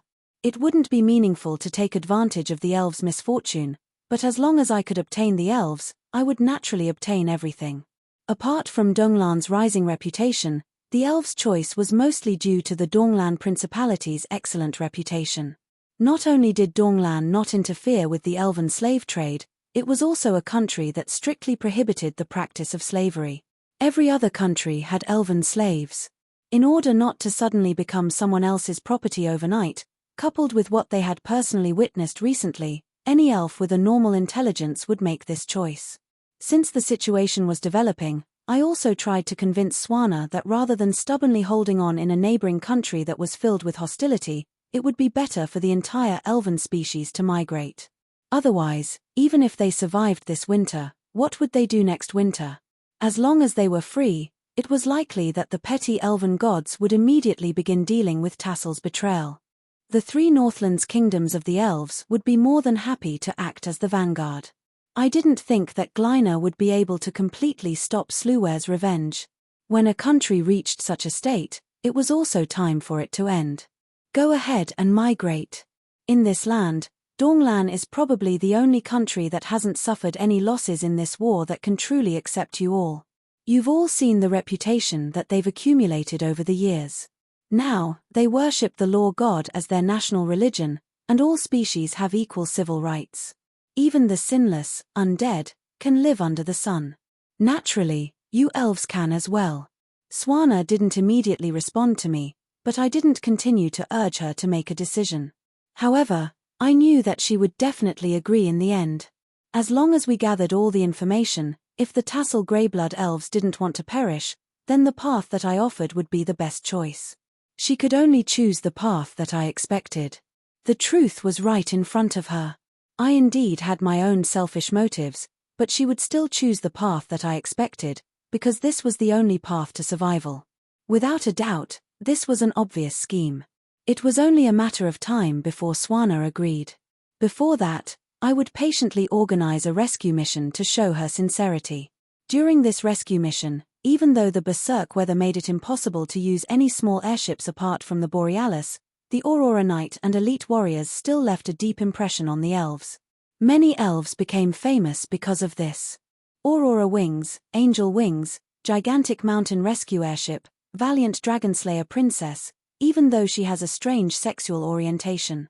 Not only did this increase Donglan's reputation, it also gave the elves hope for Donglan. It was likely that as long as Swana made the final decision and called for everyone to migrate, the Great Migration would go quite smoothly. Of course, there were also some things that made me not know whether to laugh or cry. Eternal Friends of the Centaurs? What's that? Oh, that's Lord Beifeng's new title. Didn't the forest centaurs of the Tassel Kingdom lose their homes due to the destruction of a large number of forests? However, those stubborn tribe leaders are unwilling to leave their homes even at the brink of death. They're about to meet a calamity. Lord Beifeng has made his move. I couldn't blame the tribe leaders for being stubborn. As far as I knew, the forest centaurs and the rainbow deer tribe were all subordinates of the forest god. Perhaps they had signed some sort of contract and were unable to leave. But right now, I was completely distracted by another matter. When did Beifeng become a lord? Judging from his words, it was obvious that this servant was biased. And considering that he was a half-beast man from the Sharal tribe, it was likely that he had already been killed by Beifeng. So, I turned around and asked another human servant about this. What did he do? Forget about the 18 forbidden ones. I don't want to know anything. I heard that the forest centaurs were planning on waiting for their deaths, so Lord Beifeng and Kageo went to their door and challenged those stubborn tribe leaders based on ancient customs. Not only that, they've been winning every battle thanks to their outstanding strength. As long as they defeat a few more venerable tribe leaders, They'll be able to lead the forest centaurs out of the forest. Oh my, he's doing quite well. I was rather astonished. As far as I knew, Beifeng seemed honest and straightforward, but he actually never did anything that didn't benefit him. I never expected that he would be working so hard to save them. Pa. On a recliner by the side, Eliza suddenly closed a thick cookbook. She adjusted her glasses and gave me a hint. The forest centaur's favorite sport is wrestling. If it's an ancient tradition, most of them would strip naked and wrestle under a small stream or waterfall. Most of the centaur chieftains are strong and muscular men. Roland explained. All right, I was unable to comment on this. After hesitating for a moment, I could only squeeze out a sentence. Well done. What else could I say? No matter what, being able to save the elves and their allies was a good thing that would increase Donglan's reputation. As long as Beifeng's selfish motives weren't exposed, I had no need to stop him. On the contrary, I had to support him. But keep an eye on that bastard. Don't let him do anything crazy. It's already dangerous enough to let Beifeng enter a forest filled with animals. And those centaurs. I recalled the look in his eyes when he saw Kageo for the first time. As expected, I should have killed him back then. If he does something scandalous this time, no, he definitely has already done it. I should say, if the scandalous news gets out. The more I thought about it, the more anxious I became. I slammed the table and stood up. No. I have to hurry and stop him. I can't allow him to ruin Donglan's reputation. However, just as I roared righteously, I was stopped. There's no rush. Leave after lunch. Who knows what shocking things he'll do. It'll be too late after lunch. Amelia worked so hard to make lunch. You should at least eat 2 bites. Of course it would be too late. However, it wasn't because the centaurs would be too late. Rather, based on my experience over the past few days, I would have to go to the river Styx again after lunch. If I didn't find an excuse to sneak away now, it would really be too late. No, I probably won't be able to go anywhere after lunch. You can't go anywhere even if you don't eat. I spent a lot of effort to teach Amelia how to cook. I knew that you definitely didn't have good intentions when you taught Amelia how to cook. From the moment you took away that dark fatal cooking compendium, I predicted that this day would come. Dark fatal cooking compendium? This isn't a classic British cuisine. Although I don't know what country Britain is, their cooking methods are indeed unique and innovative. Plus, it's easy to learn, so it's really convenient for Amelia to practice. Yeah, it's really simple. There are only 2 ways to cook it. Either you bake it in the oven or you cook it in a pot. You don't add any seasoning when cooking, and you just add whatever you like when eating. It's really original. This method is already ridiculous enough, but with Amelia's magic pot, it's already prepared. I spent a lot of effort on today's main dish, so please look forward to it. Suddenly, Amelia's voice came from behind me. I turned around and saw a gigantic fish head facing the sky. Its open mouth was still filled with spittle, and its large, lifeless eyes seemed to be complaining about its pitiful fate. The famous British dish, stargazing. Ugh. At that moment, a strong urge to vomit rose up from my stomach. It would have been fine if it was only the famous British dish, but Amelia added a new understanding to it. Isn't this a demonic fish? It's a super dangerous demonic creature, a highly intelligent creature that's extremely difficult to deal with. Isn't it a special product of the underground river? How did you get it? Yep, it's actually still alive. You actually killed me to cook. I curse you, I curse you, I curse your descendants. Ah. Amelia smiled proudly as she suddenly retracted her fist that had knocked the fish unconscious. Didn't the cookbook say that the most important thing is the original taste of the ingredients? The higher the quality of the ingredients, the better. The demonic fish must taste good. Then, it must be the freshest when it's alive. Yep, delicious. Not only that, Amelia even personally tasted the taste. Ah, it hurts, my cheeks are gone. Don't eat my eyeballs. I actually heard the curse of a vegetable that had been cut in half. This strange scene became more and more horrifying, and I didn't know what to say anymore. I could only carefully retreat and try to find a way to escape. However, An even more horrifying conversation came from behind me. That's great. Now we have the ingredients for dinner.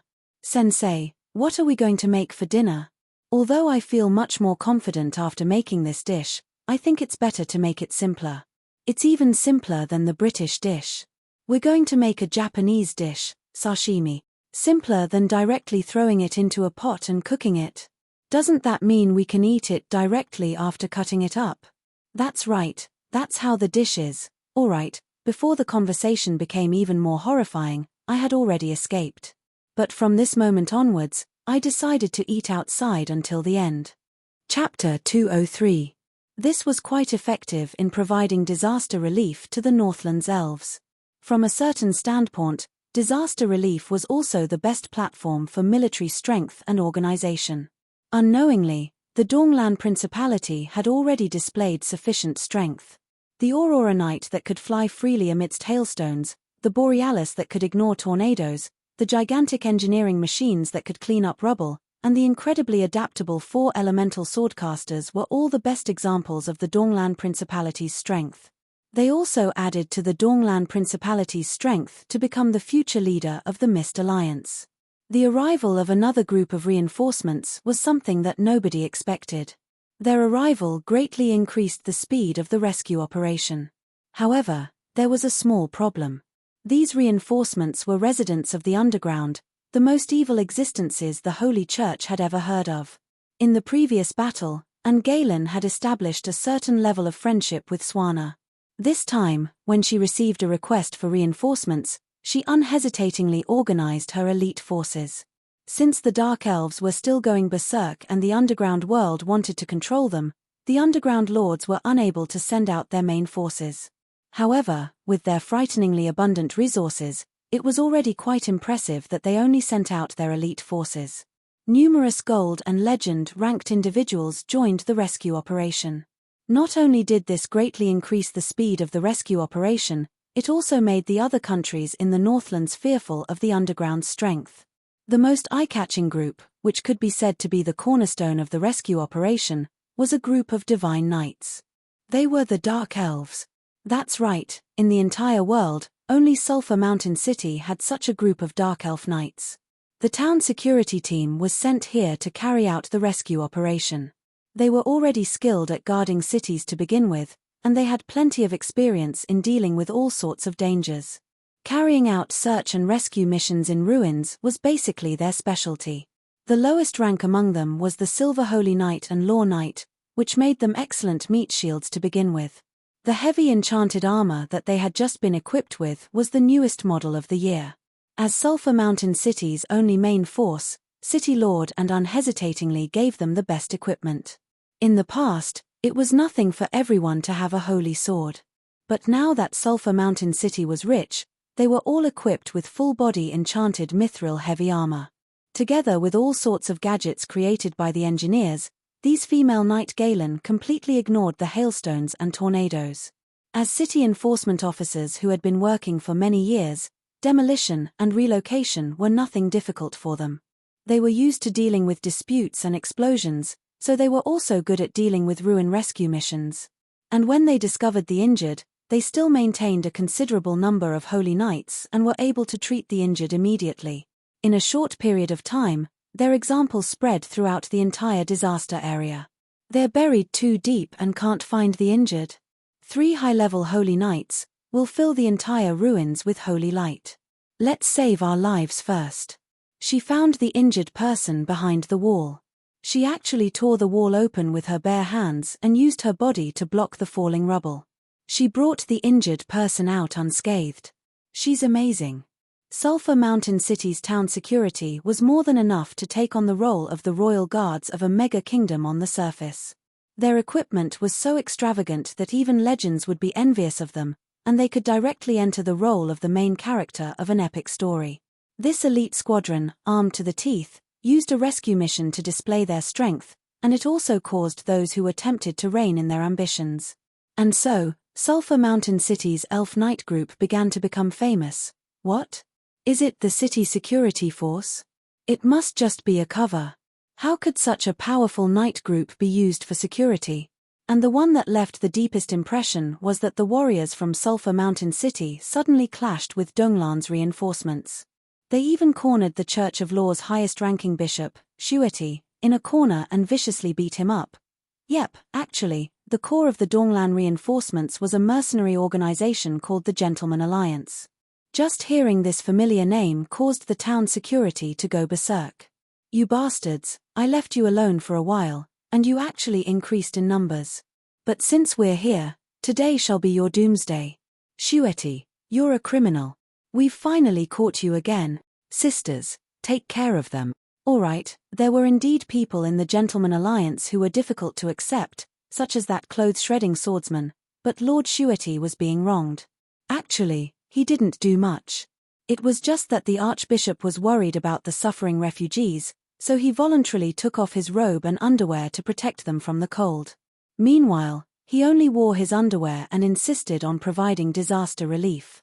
Even though it was rather indecent, the Archbishop's muscular body had a masculine beauty to it.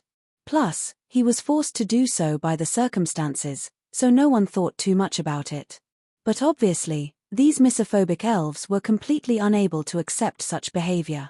They viewed him as a bad habit that was harmful to society, and that was going a little too far. Who doesn't know that the dark elves are indecent to begin with? Their thoughts must be too dirty, which is why they caused such a huge misunderstanding. In the eyes of biased people, the entire world is tilted. Their hearts are dirty, and they see everyone as dirty.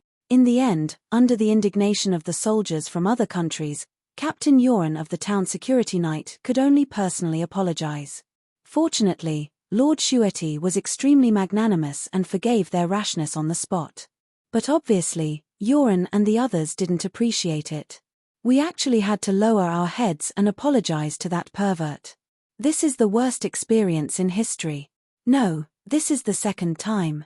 The first time was when that pervert actually became our superior, Yoren.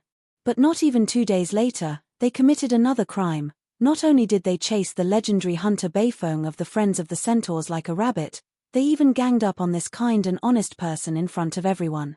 In the eyes of the world, if Shueti's incident was pardonable, then the Draken Beifong who was ganged up and beaten up the moment they met was too much of an injustice.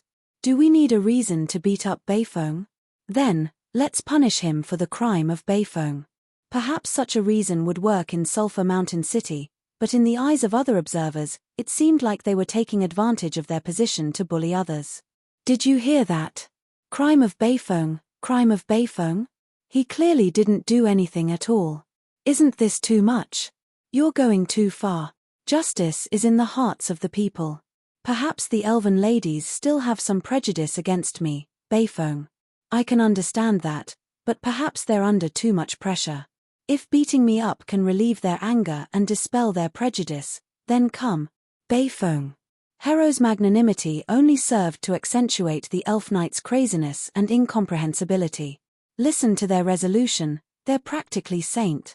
Sulphur Mountain City's town security night squad. Perhaps they have astonishing strength, but their magnanimity and character. Mph, they don't even have the slightest bit of Lord Shueti or Beifong's. P2e. Alright, from a certain standpoint, it was just that the past that happened in Sulphur Mountain City was replaying itself. This time, the Gentleman Alliance had successfully toyed with the town security, albeit at a price. Of course, if I appeared, I could indeed dispel these misunderstandings, but I would have to explain what happened underground and the truth behind Beifong and Shueti. After hesitating for a second, I made up my mind. After all, it wasn't the first time that the town security had been toyed with by the Gentleman Alliance. I should leave some face for the Church of Law and the Surface Gentleman Alliance mercenary squad. But soon, I didn't have the leisure to care about such small matters. Thanks to the underground autarch and sincere persuasion, Swana also made up her mind to migrate her entire tribe. Their destination was Donglan, a vast but sparsely populated area. Sincere persuasion? And actually knows how to do this. Isn't she supposed to be a weakling with words? Just like Adam, she only knows how to use her fists to persuade others. What, you're finally enlightened? Just treat it as if it's true. Swana and the others are just finding a way out of this embarrassing situation. Let's leave some face for them. Actually, and had only casually mentioned, it seems that this place is uninhabitable. Why don't you go to the underground together with Anne? If you don't want to go, Donglan in Big Brother Roland would be fine as well. Obviously, such a casual invitation lacked sincerity. And what truly made Swana decide to gamble the fate of her entire tribe on the line wasn't something as abstract as sincerity. It seems that they feel that this ship is reliable enough, so they intend to board it. After sitting in this position, even Swana would have to abandon her personal feelings and place the interests of her tribe above all else. Right now, it was obvious that Swana had offended far too many people. Even if they managed to survive this crisis, it was inevitable that others would hit them while they were down.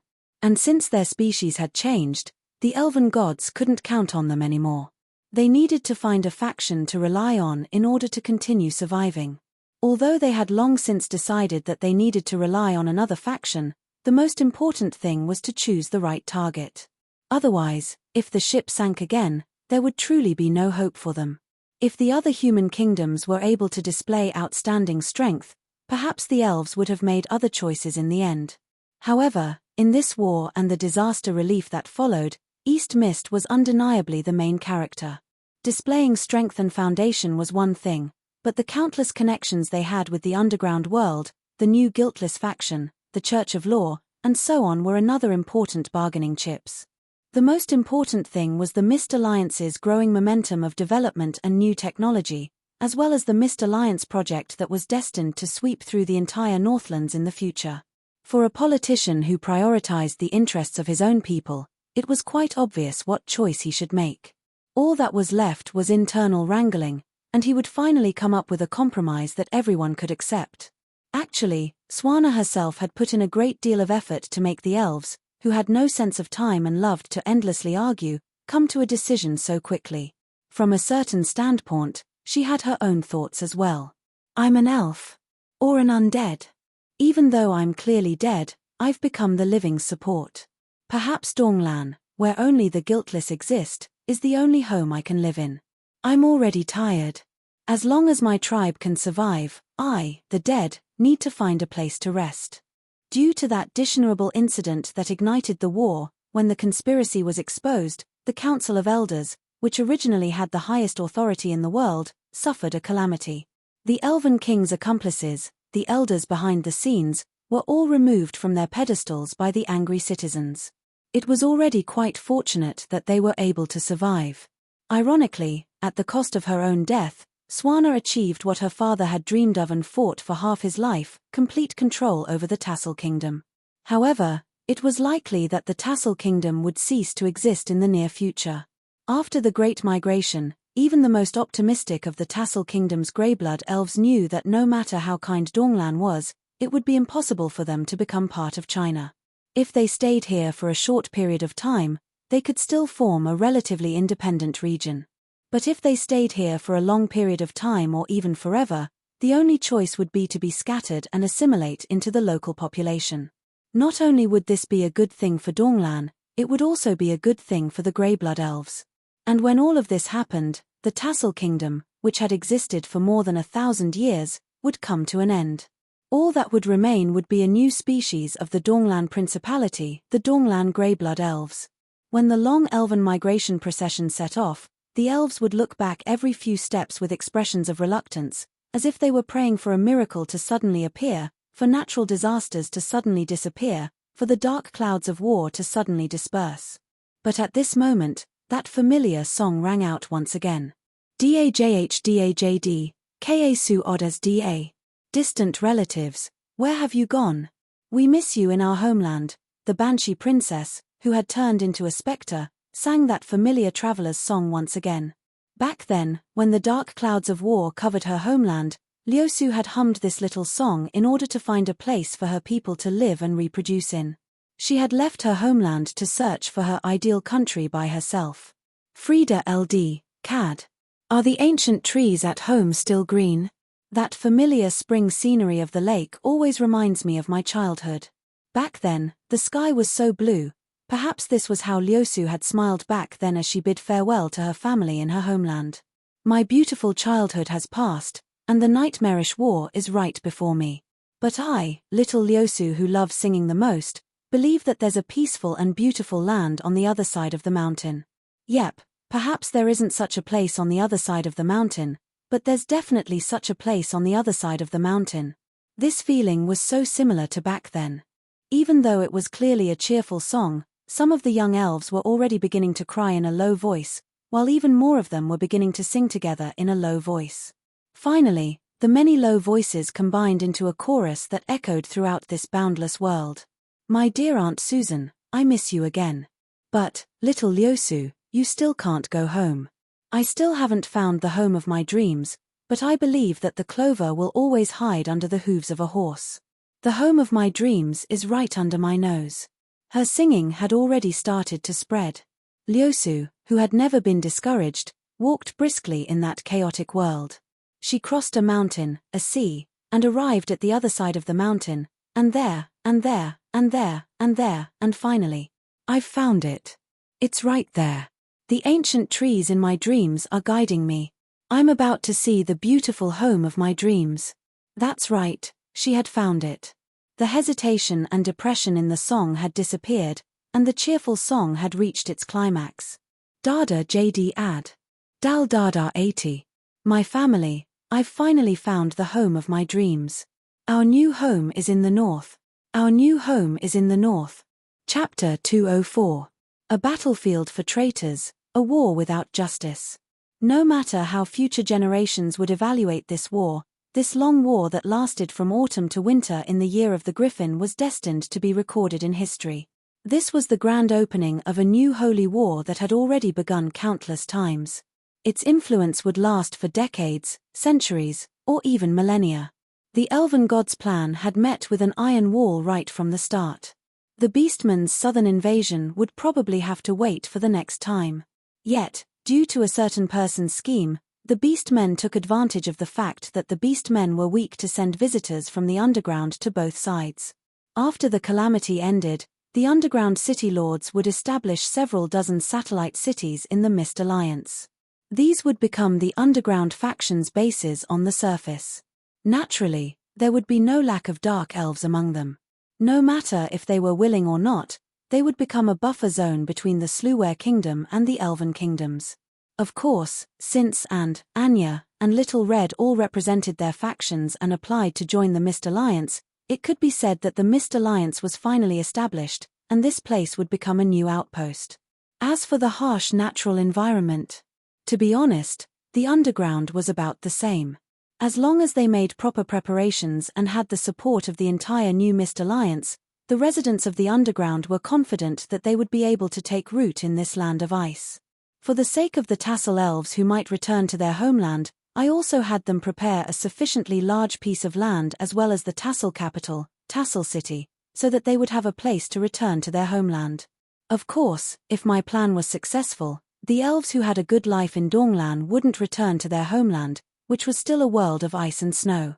As for the highlands, it seemed troublesome, but due to the heavy losses the beastmen suffered and the beastmen's ancient tradition, it actually became much simpler. When a tribe suffers heavy losses, it will merge with a stronger tribe, or be swallowed up by the stronger tribe, in order to continue the entire tribe. The Highland beastmen, who had suffered heavy losses to the point where every family wore mourning clothes, faced the powerful underground beastmen. It was impossible to stop the underground beastmen's mass migration. No, it should be said that the remaining tribes, which lacked males and resources due to the war, were more than happy to see themselves being swallowed up. If hatred is black ink that can't be bleached, then pour a large amount of water into it to dilute it. If pain is unbearable, but can be forgotten with time, perhaps it would take several decades or even centuries for the underground beastmen and plains beastmen to merge. But once the underground beastmen truly devoured this new territory that always brought about war, according to our contract, both the plains beastmen and underground beastmen would become part of the Mist Alliance. Of course, assimilation and fusion were mutually exclusive. In order to prevent us from entering the cycle of war once again, I would import residents of other species, diluting and mixing the various species in a single area. This was indeed a despicable move, but it was also a brilliant move that could truly resolve the cycle of war. It was a grand strategy to end the beastmen's invasion of the South, which happened once every few decades. Perhaps, I would never be able to see such a day in my lifetime. War isn't good. But if war truly breaks out, we should at least seize the opportunity to change something. For example, completely eradicate the root cause of the next war. So, I said. Orc Nation? Elven Nation? Hey, why do we have to make things so clear? From today onwards, all countries and factions in the Mist Alliance will have no borders. All you need to do is follow the simplest procedures, and you'll be able to freely travel and even live in this region. This was doubtlessly a revolutionary decision. In this feudal era where land was the most important resource, population was the most important resource. Every domain lord had their own household registration system, and it would be inconceivable to allow their citizens to freely move about in any city. Just proposing such a revolutionary decision caused intense discussion and even fierce opposition within the various countries of the Mist Alliance. In fact, the Rhodes Kingdom, which had already agreed to join the Mist Alliance, immediately started delaying the negotiations to join the Mist Alliance and wanted to retreat. I object. If we give them freedom, won't all the untouchables run away? There won't be anyone to farm the land. Won't all our territories be abandoned? Absolutely not. That's because you're too harsh on your citizens. That's why you're worried about losing your citizens. I think that this is a wise decision. That way, the territories of wise domain lords will become more and more prosperous, while evil domain lords like you will have pitiful lives. You're wrong. My ancestors and I have worked very hard, but the natural environment of my territory is so vile that it's impossible to improve it. If a large number of my citizens run away, I'll be ashamed to face my ancestors. Originally, considering that the Donglan Principality's popularity was quite high, and that Sluware was currently in its weakest period of reconstruction, I could have used the prestige I'd established from the previous battles to forcefully push through this plan. However, due to the fierce opposition from the domain lords, I was unable to pass it in the end. Since the opposition was so intense that it became impossible to move people within a country, I took a step back and allowed people to move between countries. Of course, the procedures were incredibly complicated. There was also a limit to the number of people who could move every year. However, if people chose to move to beastmen or elves' territories, they would definitely be allowed to move in batches, and they would even be given a large number of daily necessities. If I want to unite all the Mist Alliance's powers and make sure that there's no racial discrimination within the Mist Alliance, then I absolutely must realize the principle of equality and freedom of movement. It would seem that I underestimated those stubborn old-timers. Then, let's take it slow. If the first generation can't do it, I'll wait for the second generation. If the second generation can't do it, then 4 or 5 generations should be enough. Starting from today, let's use the God of Law's church to get rid of those who go too far. My goal had never changed. I wanted to make Sulphur Mountain City's glory reappear on the surface. I wanted the Tauren and Holy Knight to have their arms around each other's shoulders in a bar. I wanted the evil dark elves to have the possibility of becoming holy job class members. I wanted everyone to live in a country where people weren't judged by their species, but by their moral character. This was my dream, a beautiful dream that I'd had for half my life. In order for all species to live under the same blue sky, the first thing I need to do is make sure that they'll be able to put down their prejudices and treat their new neighbors. Only by doing this would I truly be able to eliminate this so-called holy war. It wouldn't be so easy for the defeated species to make a comeback. It wouldn't be considered a victory if I didn't kill them all. But would I ever be able to kill them all? I would never be able to kill them all. Hatred would only create new chains of hatred, and the wheels of war would only get bigger and bigger. In the end, all that awaited me would be mutual destruction. True equality can't be achieved without the accumulation of thousands of years. In that case, as long as I'm still alive, I'll make sure that all living beings are equal on the surface. I had already established a standard, law, for evaluating moral character. In that case, The next step would be to close the distance between all species and let them see for themselves whether their neighbors were naturally evil or not, whether they drank human blood and ate human flesh every day. Prejudices would often come from distance. The unknown would often be connected to fear. If I wanted to divert internal conflicts, demonizing neighboring countries and other species would be an excellent method. Not to mention, I would also use information channels to spread rumors without any sense of responsibility, believing that other species were eating humans for food. How could this not create new conflicts? All sorts of propaganda and rumors combined together would make most people think that beast men were man-eating beasts, that the Shiral mixedbloods were a group of demons who were humans in the day and beasts at night, and that the Northlands barbarians were an uncivilized species who couldn't even speak properly. Even I, the people of the mist, was a group of uncultured and impoverished barbarians in the eyes of the countries in the Central Plains. Just like how rumors would always become more and more ridiculous as they spread, people who were filled with prejudices would only go further and further off the beaten track. Prejudices would expand conflicts, and even a small matter would become a major matter. And once a conflict became more intense, it would be time for wars to accomplish great feats and slay demons. Meanwhile, those who invaded other countries and killed women and children would be portrayed as heroes of legends. That was how the Mist Kingdom had fallen in the past. In human society, the Mist Kingdom that didn't fit in with the rest of the world became an alien species. In the end, due to the misleading propaganda, the neighboring countries treated the Mist Kingdom as the reason why they were poor.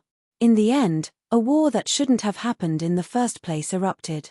Only by increasing communication and distance can we eliminate prejudices. Allowing multiple species to live together is the foundational reason for Sulphur Mountain City's miracle. Implementing such a system is the most important thing right now. I definitely won't back down on this point. Sulphur Mountain City's model was also my ideal country's experimental plot. Now that I had a path to reach my goal, how could I possibly give up on this? Perhaps I might back down on other matters, but I definitely wouldn't back down on this. As for the Domain Lord's obstruction, that wasn't a problem from the very start. Perhaps I appeared far too kind, causing others to forget what I had done in the past. Since I had already transformed into an Azura, what did it matter if I entered hell again? As long as the results were good, I wouldn't care about dirtying my hands. Eliza, the new spectators should have already been established, right? The first mission I'm giving you is to clear out all the opponents, no, all the neutral parties as well. There are no neutral parties in this matter. Do we need to directly clean them up? No, let's first collect evidence of their crimes. I refuse to believe that these domain lords are completely clean. Don't alert them, they're all quite cautious. In that case, we're only going to collect evidence of their crimes before having those old bones from the judgment hall come out? Yes, we'll make ample preparations and clean them up in one go. Let's set the date to be 2 years from now. We have plenty of patience. We'll also be able to increase the Church of Law's reputation and replenish our treasury. What if one of the families is as clean as an angel? That's not entirely impossible. It's not like this is your first day following me. Do I even need to waste my breath? I just want to confirm whether or not you're still the master I'm familiar with. Perhaps a peaceful life has changed you. Perhaps the beauty of sunlight will allow you to stay away from the darkness. Was there even a need to hesitate? I would still make the same decision. Afraid of dirtying my hands? I'd probably never been clean before. If they're as pure as an angel, I'll give them another chance to choose. But if they still insist on obstructing my plan, I'll have them go to heaven to be true angels. Eliza stepped into the shadows once again, but all she left behind was an empty echo. Your wish is our command. Sandstorms swirled in the air, and the sky was filled with large floating rocks. What was even more unacceptable was that everything here was black and white, with no color at all. The monotonous black and white made one feel incredibly uncomfortable. Just looking at it for a moment made one feel dizzy and uncomfortable all over. The sandstorms that entered one's mouth along with the violent winds made it difficult to breathe. The mountains in the distance were slowly moving. Their towering peaks pierced the clouds, but when looking at them with binoculars, one would discover that they were actually stone giants and beasts that were as large as mountains. It was just that they were so large that their upper bodies were buried between the clouds and the floating islands. This was obviously not a place suitable for mortals to live in. This was the Earth elemental plane. On one of the floating islands, a group of visitors from the mortal plane that had just arrived had begun setting up camp. As for me, I smiled proudly as I looked at the tremendous will in the distance. Little brother Amdirokan, I wonder how you're doing? I've come to visit you. I could sense that the earth elemental god that we were so familiar with was in a deep sleep at the core of the underground abyss. Perhaps he would be even more surprised to see us. You want to run away after offending me? No way. Just as I wanted to say a few more words to declare war, I heard dissatisfied complaints behind my back. Roland. Stop smiling like an idiot. Hurry up and help set up the tent. Adam seemed quite depressed as he realized that he would be sent to the front lines as a meat shield again. Yeah, don't even think about slacking off. Do you think that just by standing on that rock and talking to yourself, you can stop working? Hurry up and help me.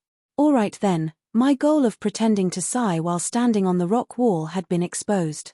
Under everyone's angry glares, I obediently went to work.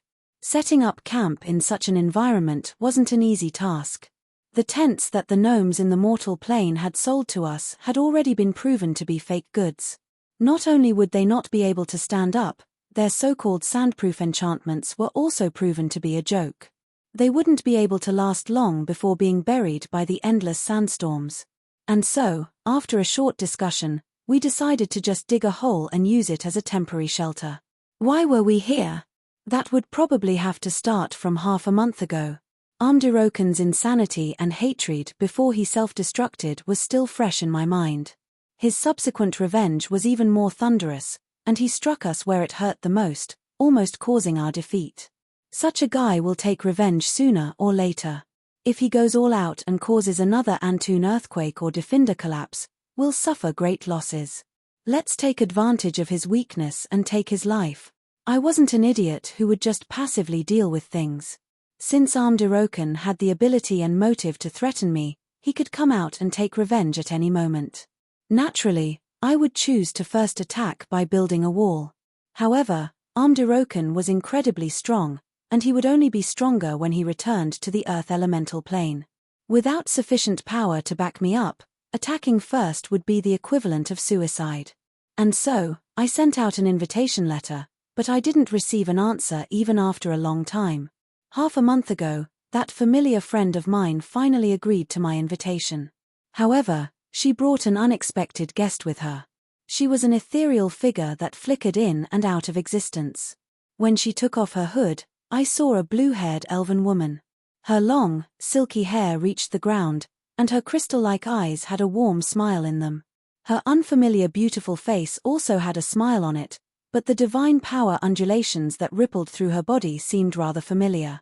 After a short pause, I immediately inhaled a breath of cold air. Alos. The Water Elemental God. Chapter 205. I'd rather be foolish and naive than be too Amdirokan. By Roland. Mist. This world originally didn't have such a maxim, but it did after me. From a certain standpoint, shouldn't Amdirokan thank me for leaving his name in history? Let's be more serious. When Alos appeared in front of me, I thought that the Ottoman case had been exposed, and that he had come to take revenge on me. But it turned out to be a false alarm. After the wind elemental god Kamdaran received my invitation, he sought out another wind elemental god who had a deep grudge against Amdirokan in order to increase his chances of victory. Back then, Amdirokan participated in the encirclement against Stone Villa. If it wasn't for the fact that Amdirokan's earth seal blocked the water connection to the ocean, my husband Stone Villa wouldn't have died. His calm words were filled with bone-deep hatred. His crystal-like eyes were filled with a grudge that couldn't be resolved in the past. Time didn't erase that hatred, but rather made it even deeper. From a certain standpoint, Amdirokan was indeed quite powerful. At the very least, I didn't have the confidence that I would be able to live well after offending so many people. No, according to my system statistics, there are far more people who hate you than hate him. The number of unlucky people who've fallen into your traps is at least 10 times greater than his. No matter if it's the number or quality of your enemies, they're unparalleled. I've always been considering whether or not to give you the title of public enemy of the nation. Shut up. Nobody will think you're mute if you don't speak. I'm sorry, I wasn't talking about you. I hurriedly apologized in a low voice to the astonished Alos. From a certain standpoint, this was the first time that I had ever met Alos. After all, it was quite ridiculous for someone to angrily tell me to shut up when I was talking about my husband's bitter past. Fortunately, it seemed that Alos lived up to his reputation as the water elemental god. He seemed to have a good temper. He only smiled at me and didn't take it seriously. Since we have the same goal, the negotiations will naturally go smoothly. This time, in order to completely eliminate Amdaroken, we have brought a luxurious team. Although there weren't many of us, only 7 of us, the weakest among us was a legend. Marguerite, Adam, and Amelia, the 3 strongest semigods under my command, were all here. They would be the main fighting force. Eaglestorm, Beifong Herald, and Renee, the 3 legends, could only act as support. This was also a chance for them to train themselves. This was already the strongest lineup that would not affect the normal operation of the northern terrain. Would Princess Renee, who brought Donglan, be affected? Actually, most of the government affairs in Donglan were handled by Kelly and the rest. It wouldn't be a big deal to bring along a living seal. As for reinforcements, I had originally only expected Camderon to come. After all, they had already shed all pretense of cordiality. Everyone understood the principle of eradicating the source of trouble. However, I hadn't expected that the water elemental goddess would come as well. After all, from what I could remember, we still had some minor conflicts with her, so she should be quite busy. The Ottoman Empire's battlefield? That's a matter between the Sea Tribe and the humans. I've already done my duty. The Storm Girl is quite concerned about you. After all, you killed 3 of her beloved pets and even used their remains to create that monster. As long as she can spare some time, she'll definitely take revenge. Alo's words were quite trustworthy. As for Lady Storm, her reaction was exactly as I expected. Based on my understanding of her, the ancient elemental gods were indeed lacking interest in the Holy War. After all, this wasn't the first time they had experienced such a thing. The greater the benefits, the greater the risks. Without sufficient benefits, it would be impossible to make these sly old foxes obediently risk their lives. For example, back in the day, what attracted Amdaroken to do his best for the Beastmen in the Northlands War was the long-vacant guardian god divine concept of the Beastmen. And if the Earth Elemental Plane successfully connected to the Earth Elemental Plane, the ancient elemental god divine concept of the Northlands and the guardian god of the Beastmen would become a true god and rapidly become powerful. However, it was obvious that the water elemental goddess wouldn't be able to obtain these conditions even in the Ottoman Empire. The Storm Girl has always been on guard against me. It's impossible for more of the Sea Tribe to worship me. There's no need for me to fight to the end for her. But for me, revenge is the most important thing. Your matters have nothing to do with me. If you return my husband's relics to me, I'll agree to a request of yours that isn't too excessive. I'll also be willing to help you resolve this grudge.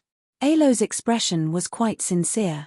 To her, the god equipment bottle itself wasn't important. What was important was the relics that her husband had left behind. Relics? Oh, that bottle. Hearing this, I immediately turned to look at Camderon. I had only used it once in the underground labyrinth to seal away the earth elemental god. It seemed that Camderon's eyes were quite sharp. However, Camderon shrugged with a calm expression. Back in the day, Stone Villa, who controlled the 7 seas, had a status equivalent to you humans' god of holy light. Although the god equipment in his hands is so weak that it's almost dead, how could I not recognize it? I hesitated for a moment, but it wasn't because I was reluctant to part with that god equipment. After all, it didn't contain much power, and its practical use was basically 0. The reason why I was hesitating was because it was related to a super high-level quest. Congratulations for triggering the legend-ranked quest, Revival of the Primordial Sea God. The Primordial Sea God Stone Villa was once one of the strongest gods of his generation. At his peak, There were several main god-level existences under his command. That year, Lady Storm was just a rookie who couldn't even be ranked. Although he was crazy enough to challenge the Goddess of Order and had already fallen, due to a coincidence, the god equipment that contained his inheritance and secrets fell into your hands. It was even activated by the divine power of the same origin. Perhaps, in this twilight of the gods, the primordial sea gods' might will make a comeback. This myth quest was quite ridiculous. It was split into 3 steps. The first step required me to gather ocean-related divine power to feed Stonevilla's ocean bottle so that it could evolve into a semigod equipment. The reward would be an astonishing 100,000 fate points, and there would be no penalty. Based on my understanding of my ridiculous system, the greater the reward, the greater the price. With such generous conditions, this myth quest's difficulty would probably be inconceivably high.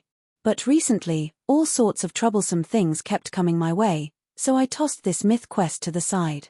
On one side, there's this incredibly difficult myth quest that I might not even be able to complete even if I tried my very best. On the other side, there's the tangible benefits right before my eyes. I already have enough troubles for myself, and this has nothing to do with me. Forget about it. And so, when I personally handed the ocean bottle to Alos, she took it and held it in front of her chest, her face filled with memories and sorrow. Thank you. If only Stonevilla had been willing to listen to my advice back then, things wouldn't have ended up like this. Halfway through her sentence, Alos paused in surprise, and then her original nostalgia and sorrow completely vanished. Her beautiful face was filled with astonishment. How is this possible? There's still a divine soul within, and it's still recovering? How is this possible? Stonevilla can actually be revived. There's still hope for my husband to be revived. I had never seen anyone's expression change so quickly before. From sorrow to astonishment, from astonishment to delight, and then, in the next second, the delight transformed into despair. No. Stonevilla. I can sense that your divine soul is currently disappearing. What happened? Your divine soul was clearly quite stable just a moment ago, so why is it disappearing now? Everyone else had astonished expressions as well. Although existences like gods were like cockroaches, and it would be difficult for them to completely die, the fact that a god who had fallen for so long could still be revived was already beyond everyone's comprehension. Just when there was hope for divine soul to be revived, it was now disappearing, which was even more incomprehensible. They couldn't understand, but I could. Hearing Alos's exclamation, I paused in surprise for a moment before I snatched back the ocean bottle. The moment it returned to my hands, the divine soul within the bottle stabilized as expected. It was obvious that this divine soul was being kept alive by the system.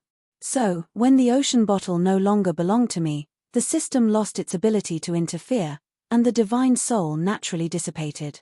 Perhaps the final goal of the legendary quest, revival of the ancient sea god, was to revive this mega god. It was as if I could sense the existence of the divine soul. Just as Alos instinctively wanted to snatch back the ocean bottle, she discovered the secret behind it. Although she didn't know what I was doing, the ironclad truth was right in front of her.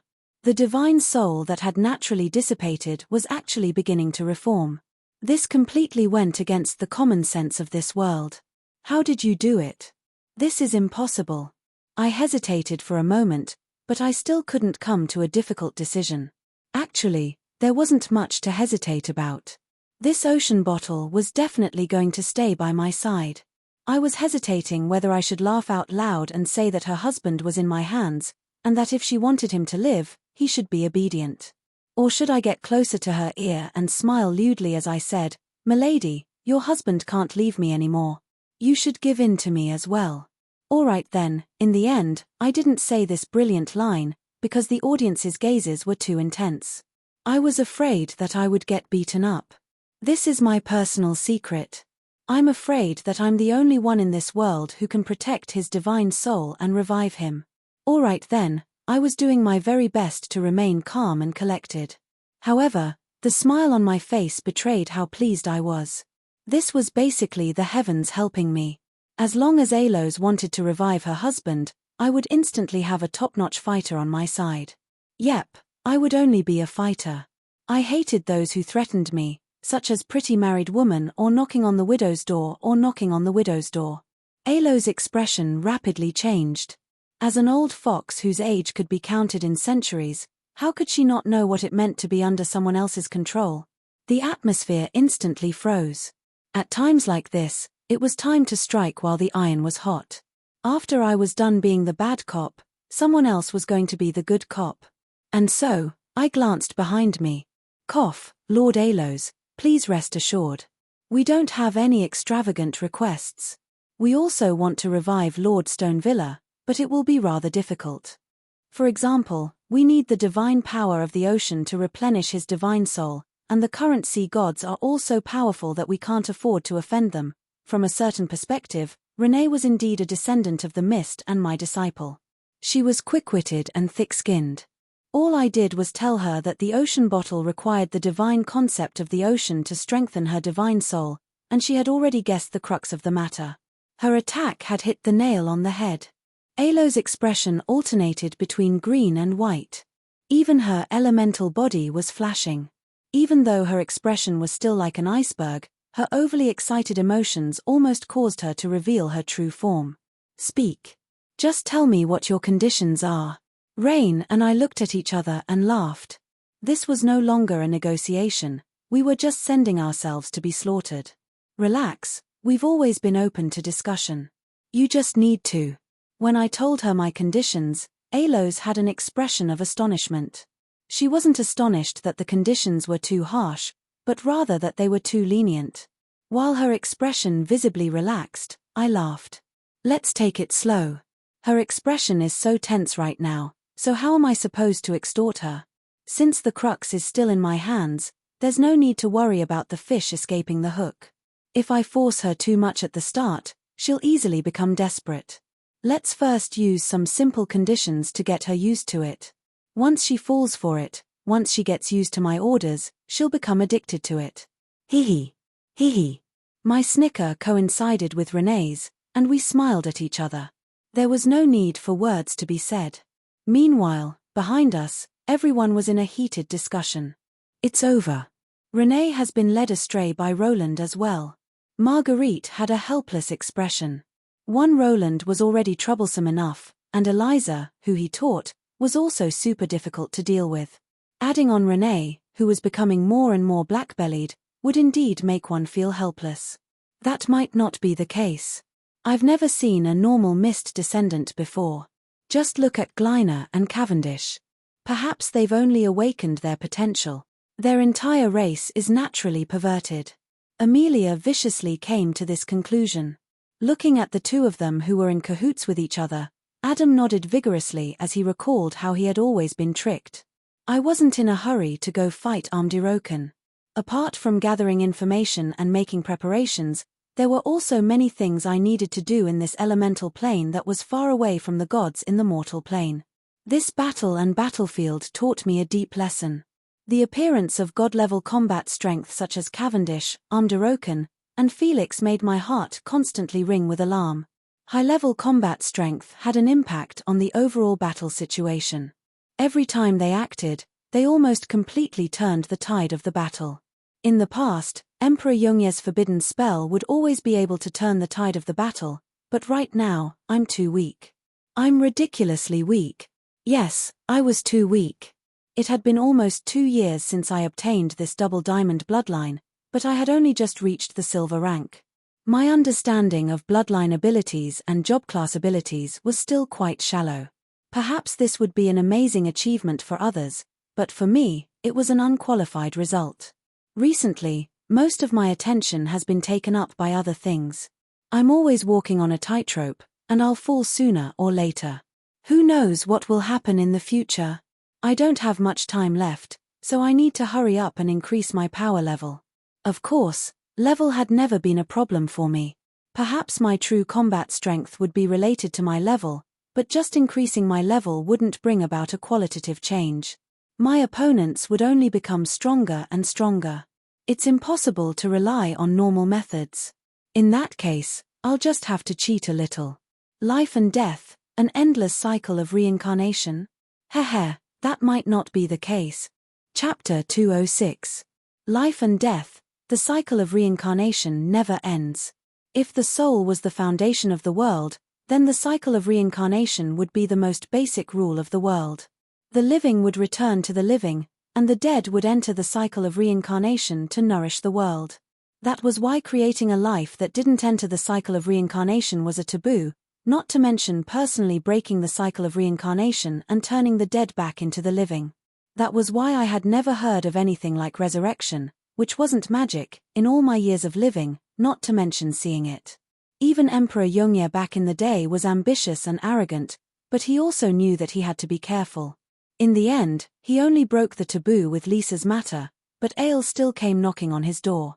After chatting casually, I found out that Ale's main divine concept was to maintain the boundary between life and death, allowing the cycle of reincarnation to automatically operate. Pulling the souls of the dead who had just entered the cycle of reincarnation back to the mortal world doubtlessly crossed his bottom line, and the river Styx was one of his divine domains. What I did was the equivalent of robbing a police station, and he had to interfere. Not to mention the river Styx, in the mortal plane, anyone who dared to step on the red line would basically die for no reason. But here, it was different. True gods weren't omnipotent. There would always be places in this world that they couldn't see. Souls have reincarnation, and the material world also needs reincarnation. The world is composed of the four basic elements of earth, wind, water, and fire. The elemental planes are the source of all the planes, as well as the storehouse of materials that replenish the basic structure of the world. However, the laws of the world there are far too simple. Due to the excessive accumulation of a single element and the lack of basic laws, the elemental planes even rejected the true god's personal divine domains, becoming a forbidden zone for the true gods. Even the true gods are unable to see through it. Hehe, back in the day, there were a few fellows who almost fooled me. I remembered Ale saying this back then. He was just short of saying if you want to do something illegal, go to the elemental planes. This was the equivalent of a police officer teaching a criminal how to take advantage of loopholes. How could I possibly miss this? Of course, if Ale wanted to interfere, he could. After all, he was no ordinary true god. In fact, he only learned of this loophole after someone discovered it and died at his hands. But at this time, Ale naturally didn't care about it. If I was the one who stepped on the red line, he could just pretend that he didn't see it. What am I going to do? Just looking at the shivering silly cat in front of him was enough. The little black cat curled up into a ball, its bright eyes filled with moisture, looking like a house cat that was about to be thrown into the tub for a bath, using its eyes to beg its owner to let it go. Well, do we really have to? Nonsense, you said it. I've never seen you afraid for so many years. Isn't this your dream? Why are you cowering now? The silly cat sucked in a deep breath, and her pupils abruptly shrunk before expanding again. Her incessantly trembling cat ears finally stopped. Come, I'm not afraid. However, I was hesitating. Of course, I wasn't hesitating about whether or not I should start an experiment. No matter if Heloise agreed or not, this was already in my schedule. I was hesitating about whether or not I should tell her, your ears have indeed stopped moving, but your tail is currently cramping. She has already betrayed you. Ahem, tail. Ah. Heloise exclaimed in shock and immediately used her cat claws to grab her tail. But unfortunately, even though she was tightly grabbed, she couldn't stop trembling as if she was cramping. After a short period of silence and embarrassment, she gritted her teeth and transformed into a blonde young girl. My ears are exposed. Ah. I continued to panic. This was the first time I had seen Heloise so flustered. Humans won't grow a black cat's tail. I continued to panic. Humans won't grow a cat's mustache either. Can't you just say it all at once? Is it fun to tease me? Teasing a cat requires doing it over and over again. Right, I recorded the scene just now with a memory crystal. It's quite cute, so I'll slowly appreciate it in the future. Hey, what's the meaning of these claws? Are you planning on killing your master?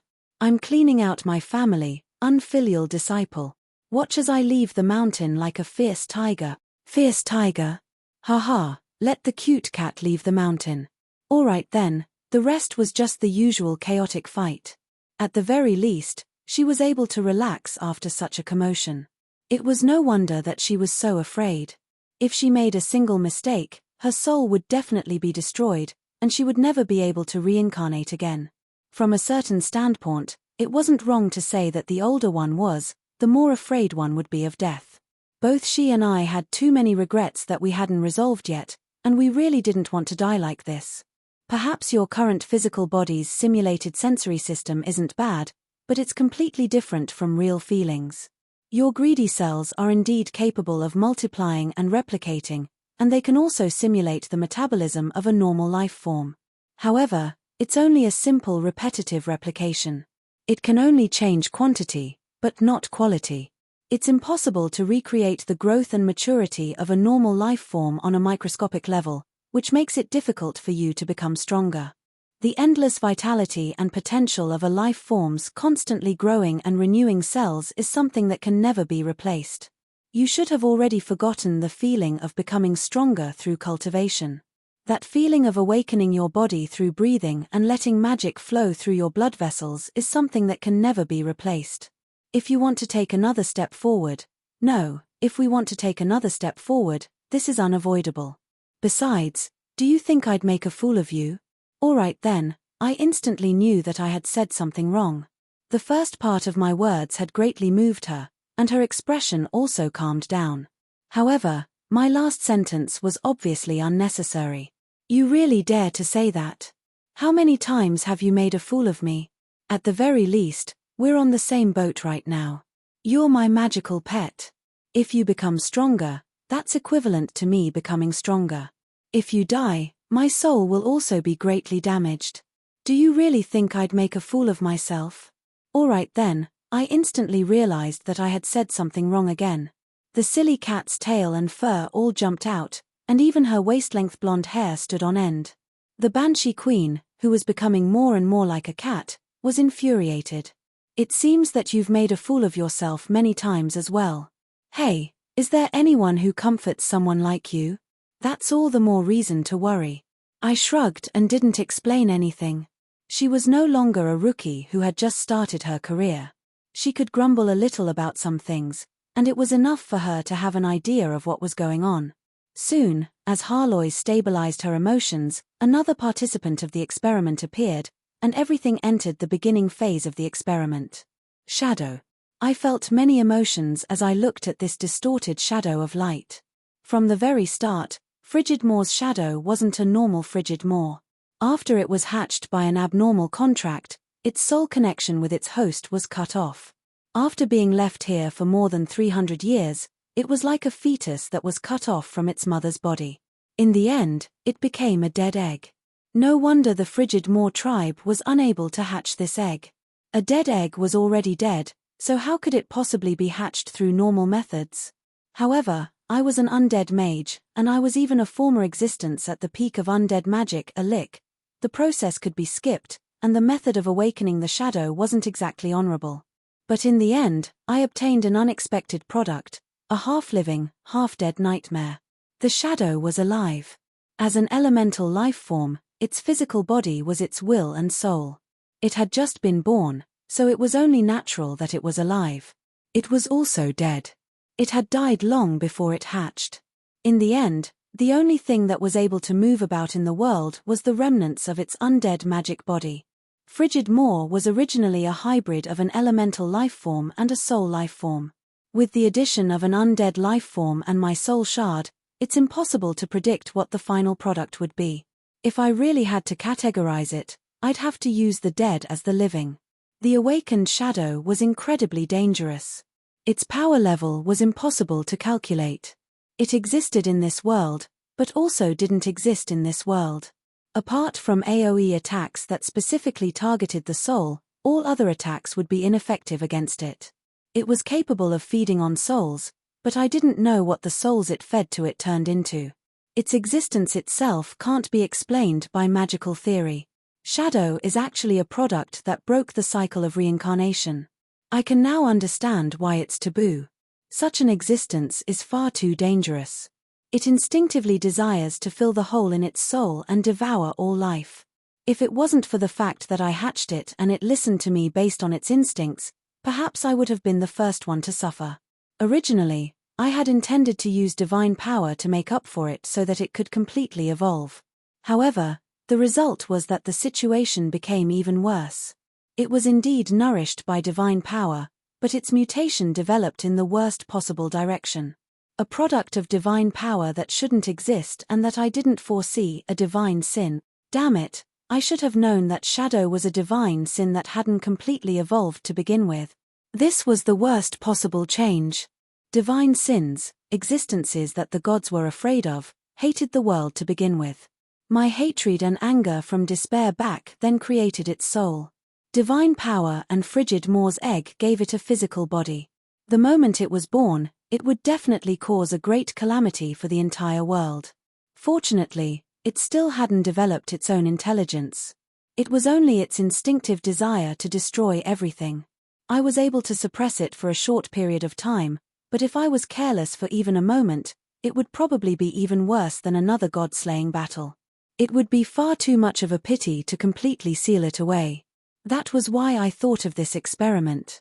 If Shadow is a dead living person, then Heloise, the Banshee Queen's incarnation of greed, is more or less a living dead person. If the two of them can fuse and evolve to make up for each other's insufficiencies, perhaps it'll be possible to reverse the cycle of reincarnation, allowing the dead to transform into the living without going through the cycle of reincarnation.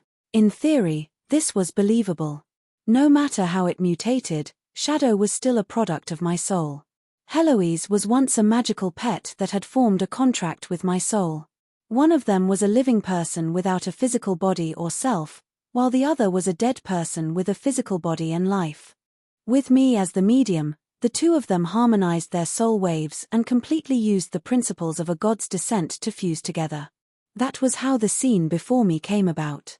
God's descent. Shadow descend upon Heloise. The shadow of light entered the golden-haired girl's body. Soon, the distorted light disappeared without a trace. Then, Heloise's entire body transformed into a distorted shadow that kept flashing and changing shape. Next, her entire physical body transformed into a gigantic cocoon of light. A gigantic pillar of light directly reached into the clouds. The tremendous divine might made it impossible for anyone to stay here.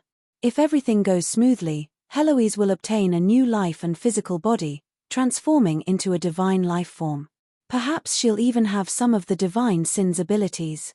Then, she can fuse with me as my magical pet. It seems that I've triggered all sorts of taboos in one go. I hope that Boss Ale won't mind. Fusing with Shadow wouldn't be something that could be done in a short amount of time. I turned my attention to the other tasks at hand. In this alternate dimension, I would truly be surrounded by enemies. If I wasn't careful, I would likely fail miserably. Where's Beifong? He still hasn't returned. As a hunter, scouting was basically his job. Ever since we set up camp, I had him patrol the surroundings, and he happily set off. He's back. He's squatting there, and he seems to be in low spirits. Renee pointed at the Draken who was hugging his leg and curling up into a ball. That bastard had even curled up his tail into a ball. I paused in surprise at this scene, and then I laughed out loud. Do you know what's going on? This is the first time I've ever seen Beifong like this. When I came here, I was afraid that he would refuse, so I told him that we were going to another dimension. There are all sorts of strange life forms there, even ones that you've never seen before. And then, he happily agreed and left those centaurs behind to come here. Renee paused in surprise for a moment before coming to a sudden realization. You tricked him into coming here? No wonder he's so depressed. I didn't lie at all. Isn't this an alternate dimension? Those earth elemental life forms are strange enough. It's his fault for not asking clearly. Recently, he's been getting closer and closer to those centaurs. It's better to drag him out here to calm down for a few days before any scandals happen. Is this the true lie that you mentioned before? Amazing. Haha, of course. I smiled proudly. Renee seemed to understand what I meant, and she took out a small notebook to jot down notes. Meanwhile, Adam, who was behind me, pouted.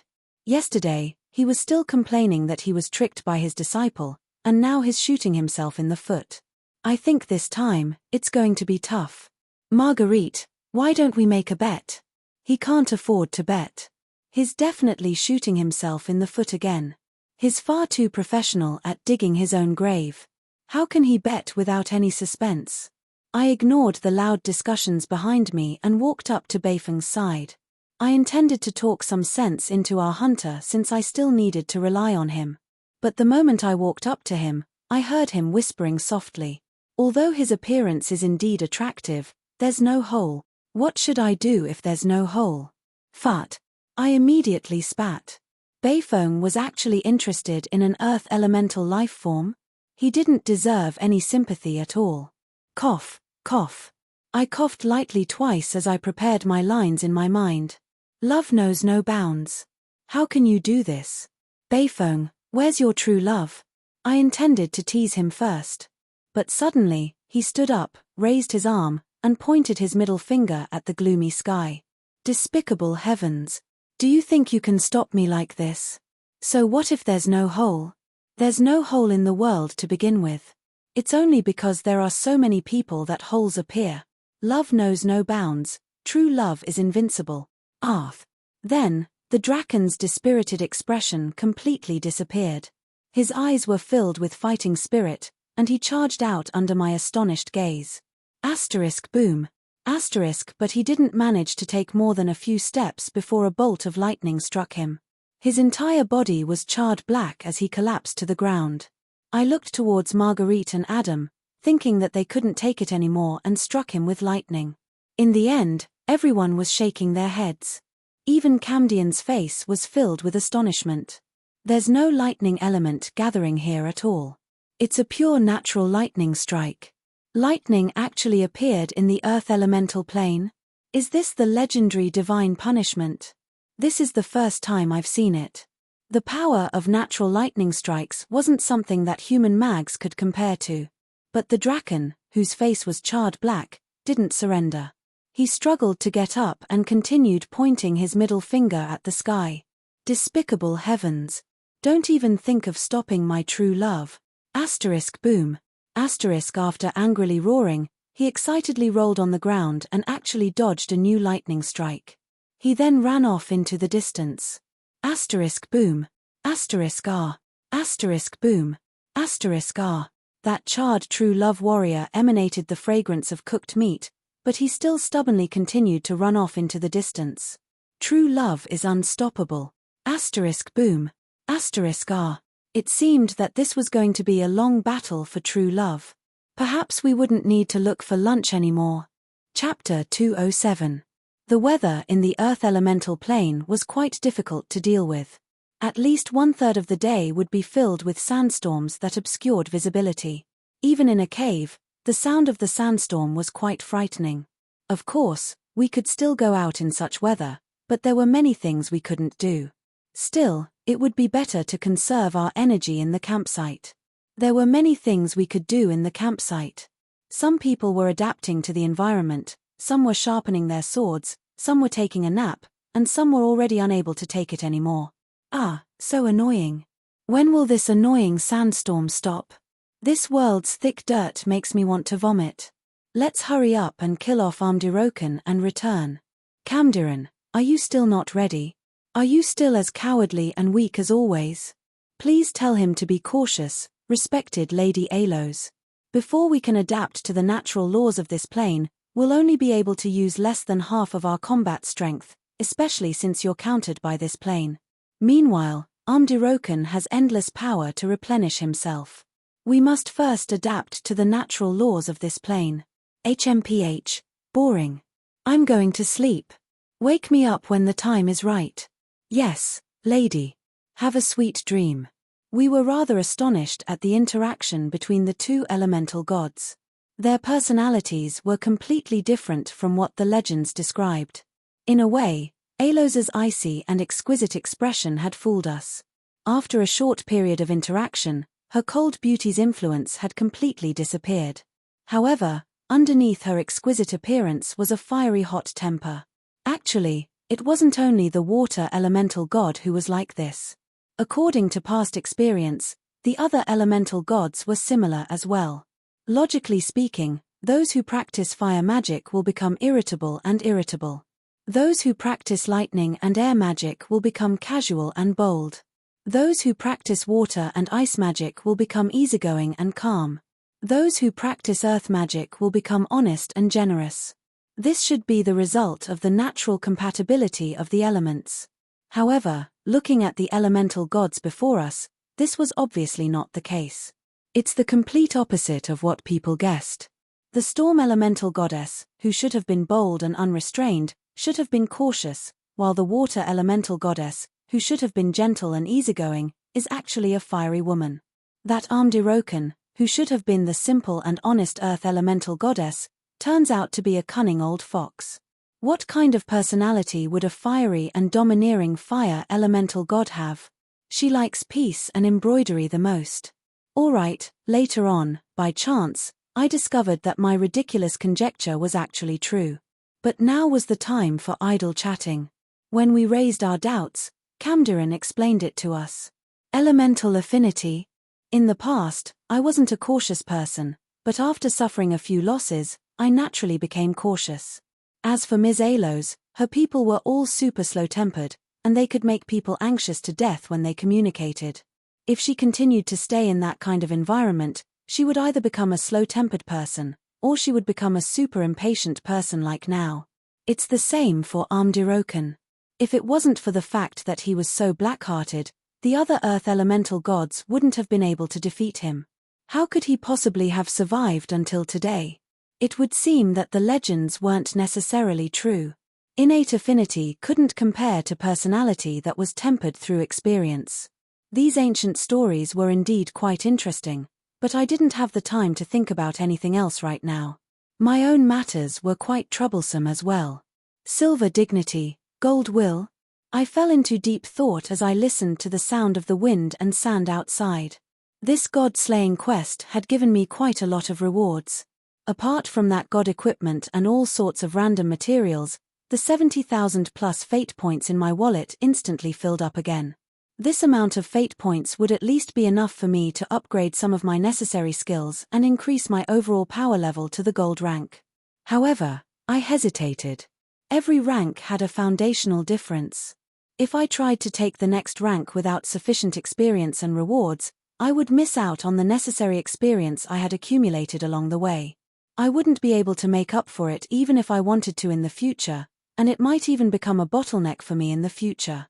This was especially so for the gold rank. Casually ascending to the gold rank wouldn't be a good thing. The level before the gold rank was the system's categorized level 1 to level 60. At this level, everyone would be using the most common basic job classes, and there wouldn't be much difference between them. Every job class's common combat techniques and skills would have already been mastered at the beginning of the silver rank. After that, the main goal would be to perfect them. In the end, quantity would transform into quality, and the basic abilities would evolve into individual characteristics, forming a unique personal style. Choice. It would seem that simply sitting here and thinking won't be enough. Progressing from one to the most proficient, and from the most proficient to the most proficient, that was the law of progress for any system of knowledge. Cultivation was naturally the same. Black iron and bronze ranks were about tempering one's physical body and activating one's own potential and talents. At the silver rank, one's combat techniques and so on would have matured. When one's physical resources were no longer able to be improved any further, one would have to begin excavating one's own spiritual potential, combining everything one had learned in one's entire life to create one's own internal world. And at the next step, one's internal world would begin interfering with the external world. This was the so-called golden will. It was also the time when one had to make a choice. Once one's ordinary combat job class reached its peak, one would have to choose to advance to the next rank. As for advanced job classes such as Beast Tamer and Shadow Dancer, they were only paths that had been explored by the strong in the past. Perhaps walking someone else's path would be a smooth journey and allow one to progress quickly. However, there were no two people in this world that were completely the same. Even twins who shared the same genes would be worlds apart. In the end, someone else's path would be someone else's person, and it wouldn't be completely suitable for you. Once one reached a certain level, they would eventually meet an obstacle that they couldn't overcome. Of course, there were also exceptions, such as Renee. From a certain standpoint, she was basically a female copy of Cavendish. As long as she continued walking down that path, with the same soul imprint as support, she would definitely reach a very high level. By the way, although Glyna's blood change ritual went quite smoothly, Renee's blood change ritual wasn't feasible from the very start. The connection between Renee, who had already become Cavendish's god's descended body, and the abyssal blade was far too close. Forcefully swapping her would be no different from directly swapping her soul. Not to mention, this would touch upon Cavendish's core interests. He would most likely come looking for trouble on the spot, and this was something that was basically impossible to resolve. That was why I chose to use a more gentle method of infusing blood and potions to suppress Cavendish's bloodline so that it wouldn't be too active. This was obviously not a long-term solution. However, I could only hope that Renee would be able to find her own path at this stage and gradually increase the distance between her and Cavendish. Only then would she be able to escape the summoning of the Chaos Abyss. Don't seek power from others. Hone your techniques and willpower in battle, and form your own combat style. When I return, I hope to see a new you. As I said this, I kicked Renee out of the Earth Elemental Plane. Perhaps the Earth Elemental Plane wasn't suitable for living, but it was definitely an excellent place to train and cultivate. The environment was so harsh that one would become stronger as long as they survived. Besides, I hadn't given Renee any blood recently. I could only hope that she would be able to resist the summoning of the Chaos Abyss with her own willpower. This wasn't some strange method of a lion would push its cubs off a cliff in order to train its cubs. I had always felt that such a method was completely incomprehensible. Was the ability to climb cliffs related to survival? Cubs should grow up under the care of their parents, learn how to hunt, and have a healthy body. If I kicked Renee out of the Earth Elemental Plane before she was mature, even if she didn't fall to her death, she would starve to death.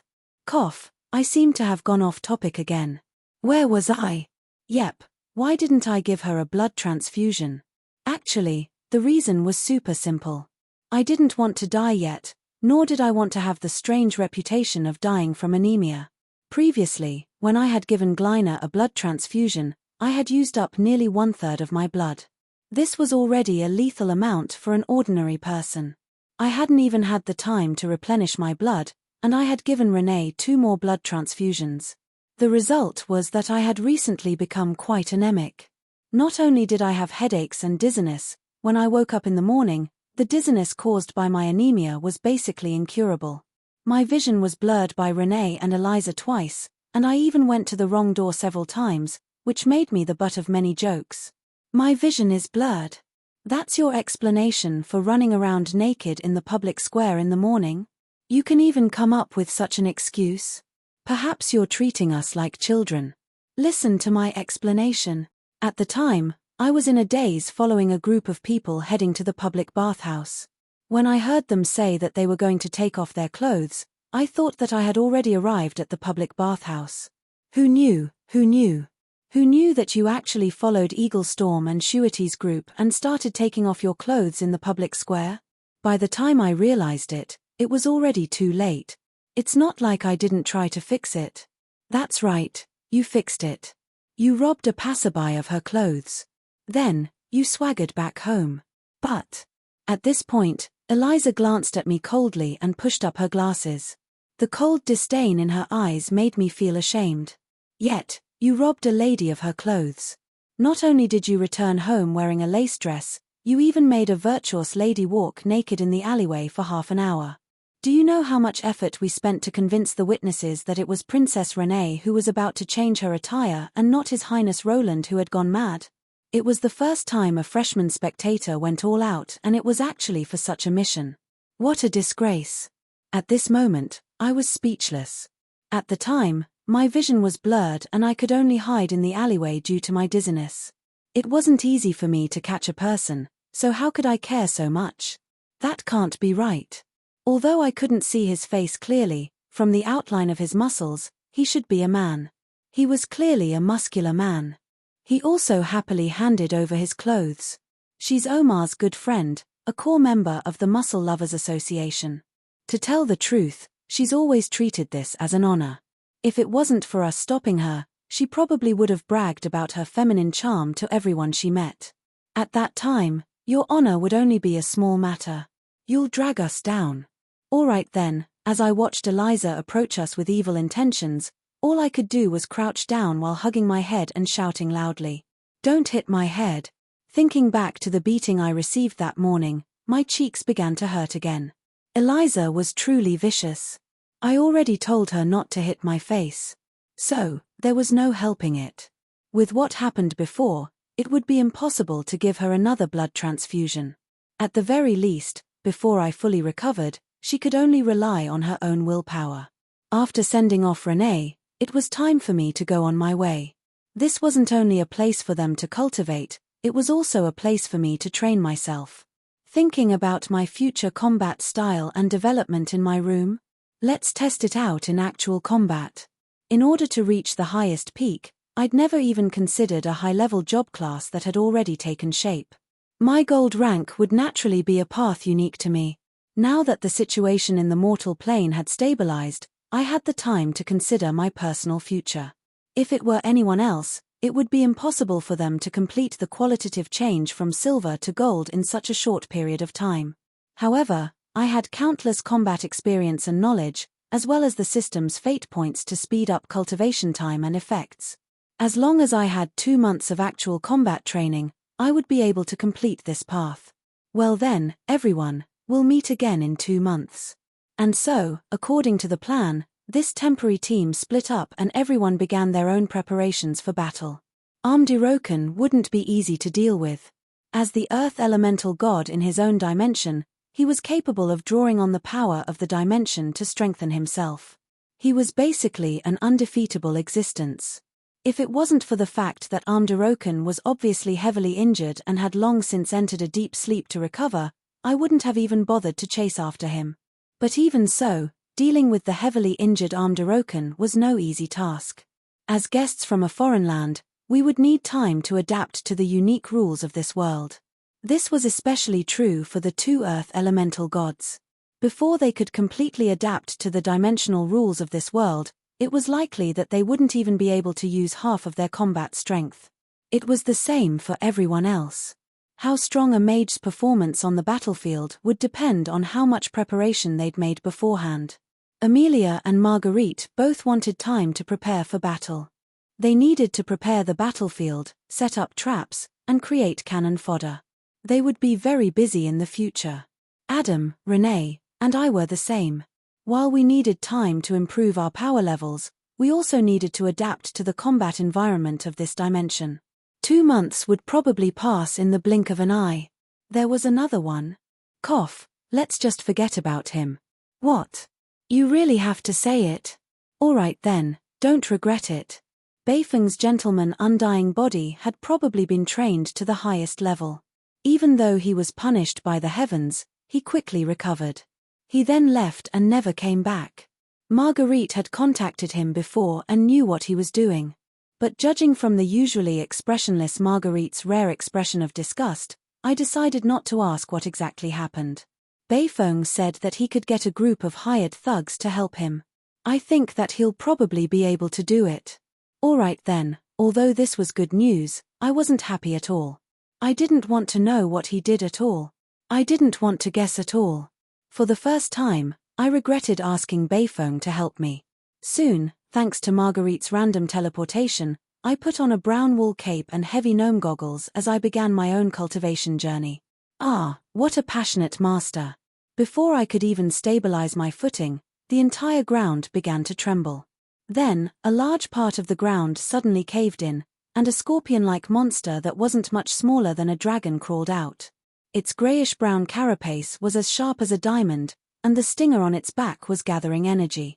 The hundreds of eyes on its tiny head were all staring at me, filled with the desire to kill.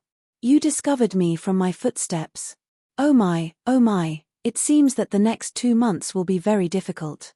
Although I said that, I smiled in delight. It's been so long since I've been able to enjoy a battle so simply. Little scorpion, let me play with you. Chapter 208.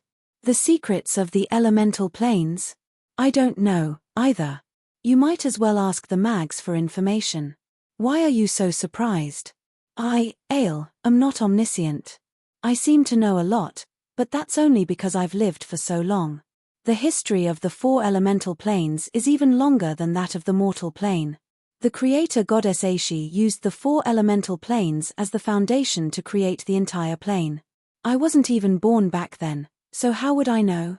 When I asked Ale about the secrets of the 4 elemental gods from the 4 elemental planes, he actually gave me such an answer. When I mentioned the creator goddess, that cold, black-clothed death god actually had an expression of nostalgia and reluctance. As for the 4 elemental gods, that's just their name. They're actually nothing more than storekeepers appointed by the creator goddess. With Aishi's authorization, they indeed control a portion of the dimensional laws, but they definitely don't rule over the entire plane. Heh, nobody would be able to rule over such a plane. Otherwise, that would be the equivalent of ruling over a quarter of the world and all life. The information I obtained from other sources, Marguerite's friendly contribution, also proved the truth of Ale's words. The most obvious proof was that even when the 4 elemental gods were sealed away, the elemental planes still existed. Even if an elemental god died, a new elemental god would appear in just a few hundred years. In theory, the goddess of chaos Cynthia had inherited this power from her mother, Aishi. She could control the 4 elemental gods and indirectly control this world. Cynthia's will was still influencing these planes, which was why this plane was also leaning towards chaos. Unlike what most people thought, this wasn't a world with nothing apart from the earth element and sandstorms. On the contrary, as the most ancient plane in existence, this world was incredibly rich in resources and products. All sorts of ancient species grew and multiplied here. Diamonds and rare minerals that other planes viewed as rare treasures weren't rare at all. Buried beneath these ancient hills were rare treasures that other planes would never be able to find. Most of the residents here were naturally earth elemental creatures. But unlike the humanoid elemental creatures in the mortal plane, the elemental creatures here weren't used to taking human forms. They came in all sorts of strange shapes. Some looked like dragons, some looked like stone giants, and some looked like giant crabs and other insects. Most of them chose to imitate powerful existences that they had seen before. Although their appearance and species were almost the same, they had one thing in common. At least part of their bodies were elementalized, and they could devour each other to evolve into stronger existences. It was said that Amdirokan had evolved from a weak rock giant. Due to the high concentration of elemental power, the body parts of the elemental creatures here were also very good magic materials. Where there were benefits, there would naturally be intelligent creatures. Where there were huge benefits, there would naturally be gold miners who didn't fear death. After the elemental gods and other managers were sealed, these elemental planes were no different from open warehouses. There were countless ways to invade them. Many factions had established their own bases in the various elemental planes. In an area known as the Karo Hills, the mage country of Arladanti had established a base in the earth elemental plane. Over 100 mage towers and magical devices had created a defensive force field. The dark purple, semicircular magical barrier prevented wind and sand from wreaking havoc in Karo town. This made this place the largest foreign resident base in the nearby several thousand kilometers. Various species could be seen everywhere on the streets of Karo. Although most of them were humans, elves, and beast men, which were common species in the mortal plane, there were also many demon descendants in the lower planes. It was even possible to see mechanical puppets and mimics from other worlds. Of course, there were also goblin merchants. However, there was one species that was the rarest. It was the elemental species that was rarely seen in the mortal plane. The reason for their birth was quite complicated. Some were the descendants of high-level elemental creatures and ordinary life forms, while others were the elementalization of ordinary life forms in this plane. However, the most obvious characteristic of these elemental species was their skin color, which was rather strange. Some had bumpy brown skin, some had burnt red skin, and some even had all sorts of crystals embedded in their foreheads, giving them a rather frightening appearance. However, due to part of their bodies being elementalized, they were natural elemental mags. They had excellent elemental perception abilities, And with just a bit of training, they could become outstanding elemental mags. They didn't need to worry about elemental magic backlashes or anything like that. For the mage country, apart from the various local specialties of this plane, these native elemental sons were all excellent seedlings. And for earth magic masters, this earth elemental plane with its extremely high elemental density was also the best place to cultivate. Not to mention, there were all sorts of rare magical beasts here, so how could they just give up on this place? But recently, this place had met with some trouble. The earth elemental god had returned, and these uninvited residents were finally going to face the returning master of the house. It was quite obvious that as the nominal master of this world, Amdirokan, it was impossible for him to have a group of uninvited guests living in his home. More and more local residents suddenly changed their attitudes towards Karo City, and the beast hordes attacking them became more frequent. And the rising elemental tide and the return of the earth elemental god caused the sandstorms to become even fiercer. Karo's protective barrier's energy consumption had already reached more than 150% of last year's energy consumption. We can't go on like this. The earth elemental plane's spatial shackles were becoming more and more stable, and the amount of magical energy needed to transmigrate between planes was constantly increasing. And the amount of investment needed here was constantly increasing. As a native elemental mage, Itadia was quite troubled. More than 10 years ago, Itadia had joined the mage country as a mage apprentice. Now that he had become a gold rank mage, Itadia was quite familiar with this city. But recently, he had been feeling more and more uncomfortable, as if this beautiful city where magic civilization gathered was a type of restriction, and in the depths of the wilderness, there was a will that was summoning him. And he wasn't the only one feeling this way. In the past 3 months, more than 10 young apprentices had already disappeared into the sandstorms, leaving behind only their mage robes and staffs. Amdirokan? How troublesome. As a gold rank mage, Itadia definitely wasn't an ignorant rookie. Only the legendary elemental god would be able to have such a huge impact on the entire earth elemental plane. He was quite powerful and could resist the summoning from his soul, but it would be difficult for those rookie apprentices to do so. Every single elemental species was precious, and it would be quite painful to lose them for no reason. That wasn't even the most troublesome part. 2 days ago, a demonized apprentice had actually crazily rushed into the earth elemental plane's magic core, intending to turn off the barrier launcher. That was quite shocking. There's still no reply from the mage country. At the very least, send us a few archmages to control the situation. No, the mage country is also in trouble. The Bardi Empire suddenly had a small skirmish with us, and most of our combat strength has been lost. And from my private sources, I learned that the water elemental plane and wind elemental plane are also in similar trouble. Plus, teleportation between the elemental planes is becoming more and more difficult. I'm afraid that not only will our assistance not increase, it might even decrease. If there's a problem with teleportation, can't we use the gnomes' teleportation system? Their dimensional tearing devices should still be usable, right? A fixed failure rate of 20% is too much. Teleportation of resources is fine, but teleportation of living creatures is too dangerous. Also, those gnomes recently changed their rules. They actually want us to buy insurance, or else they won't let us transport the goods, and they won't compensate us if we lose them. Insurance? What's that? It's something that's recently trended among the gnomes. I think it's from the underground world's gnomes. You have to pay them a deposit first, and if there's an accident that causes a loss, they'll compensate you. Isn't that a good thing? Then let's buy it. Didn't we already pay for our teleportation losses in the past? The problem is that we didn't even pay for it. Archmage Edwin, who's in charge of teleportation, is furious. Why? Aren't gnomes supposed to be very sincere in their dealings? He said that we stored a special magnetic energy item in the goods, which affected teleportation. This was a failure caused by our human error, and he wants us to compensate for the losses. Ridiculous. Why didn't you say so earlier if special items couldn't be used for teleportation? You only said it after you failed. What about the next time? Archmage Edwin probably won't give them any more excuses.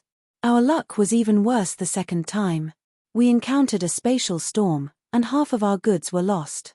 He should be paying for it this time, right? No, there's a clause in his insurance contract that says no compensation for losses caused by force majeure. That teleportation error caused by a natural disaster like a spatial storm was counted as force majeure. Then why did we even buy that insurance? Isn't this a scam? Isn't there someone to pay for our teleportation losses? Yes, we only realized after we suffered a loss that we have to buy a special teleportation loss insurance to pay for the teleportation losses. In the end, the third time, Archmage Edwin simply signed all the additional clauses. Don't tell me we were scammed again. Don't tell me that gnomes actually tear up business contracts. This time, the spatial tearing device actually exploded. Only then did we realize that in this situation, we have to buy that accidental explosion insurance, or else we won't pay for it. Buy. Can't we just buy everything?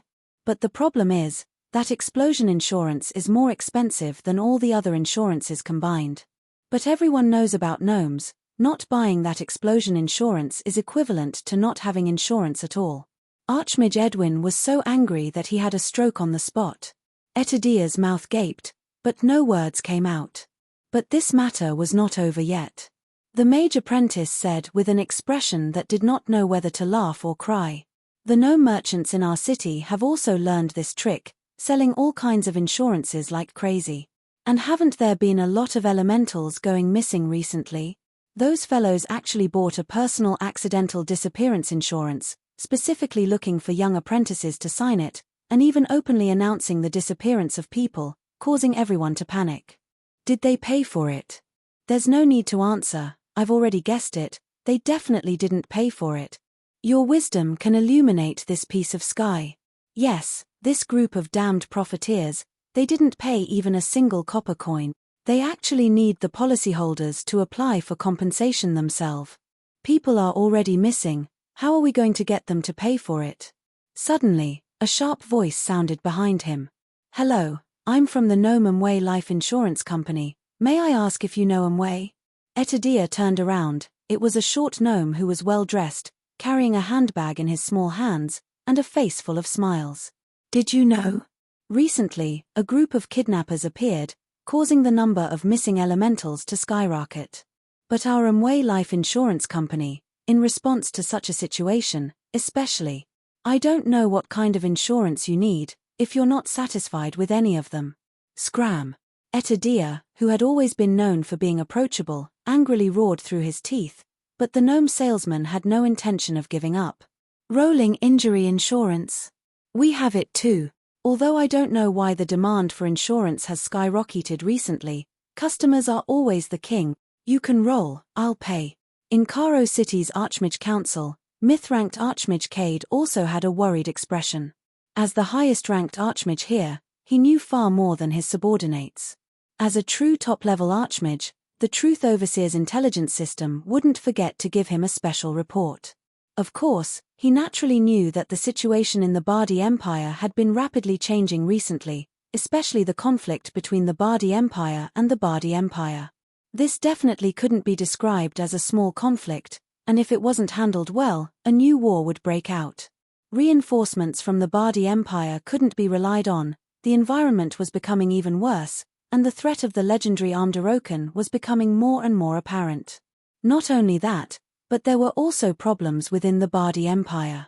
Teacher, those damned gnomes are becoming more and more outrageous.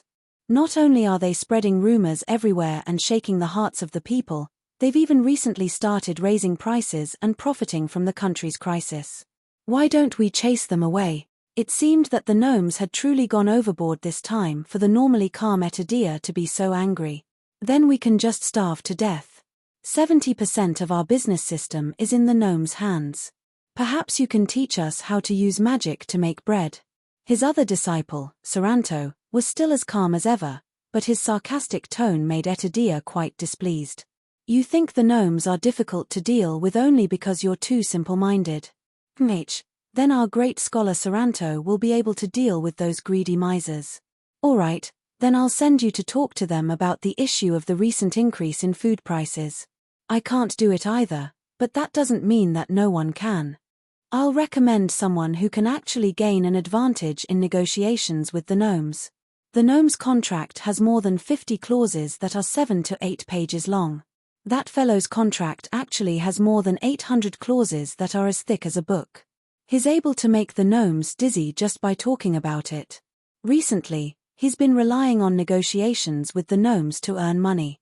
Now, wherever he appears, those misers will immediately surrender and hand over their bottom line. Saranto's words caused the other two archmages to be astonished. To be able to win against the cunning gnomes in business negotiations, such a person was completely unimaginable and incomprehensible. Is he a great merchant from there? No, he looks like a ranger who's here to hunt. Negotiating is just a side job that he occasionally returns to the city. He spends most of his time outside hunting. His strength isn't much, but his luck is quite good. What do you mean? He's clearly just a silver-ranked warrior class, but the first time he entered the city, he actually brought along the venomous stinger of the supreme demon scorpion. That's a powerful opponent that even a gold-ranked warrior wouldn't dare to face alone. Perhaps he's hiding his true strength. If he's alone outside, it's not that surprising. That's what everyone thought at first, but we met the prophet Archmage Alu. He was indeed a silver-ranked warrior, but what shocked everyone was what happened afterwards. The second time he returned, he brought back an Earth Elemental Commander's crystal core. That's definitely not something that a gold-ranked warrior can deal with. And after that, the prey he brought back became stronger and stronger, and the time between each trip also became shorter and shorter. At this point, Saranto intentionally paused, as if he was keeping everyone in suspense. Only when he saw that his master and senior were both looking at him did he continue proudly. The most recent time he returned to the city, he brought back the heart of a magical mountain giant that had undergone its second evolution. A magical mountain giant would require a gold-ranked warrior to deal with. For a second evolution, even a legend-ranked warrior might not be enough. How is that possible? That's a qualitative change. In such an environment, even I would have to be careful when facing off against a powerful mountain giant. This time, it was Cade's turn to be astonished. Does he have a team to support him? How is that possible? He came in here to eat meat and sleep, while leaving his entire team to eat sand outside. Also, detection magic showed that the moment he left, he headed straight for a high-danger area. His prey would most likely only suffer frostbite or cut damage, so he should be an ice-type magic swordsman. Frostbite. In this place where the water element is almost non-existent and ice magic's power is greatly reduced, he could cause frostbite to an earth elemental creature. This was even more unusual. Archmage Cade was now interested in this legendary person. Arrange a meeting for me. I'm getting curious. Right, what's his name?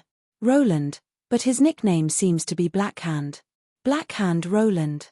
Hearing this, Cade instantly stood up, his face filled with astonishment and disbelief. But after a dozen seconds, he shook his head. If it's him, then anything can indeed happen. Arrange for me to meet him as soon as possible. Forget it, I'll go meet him personally. You guys should come with me as well. Perhaps he might even be your senior. Chapter 209.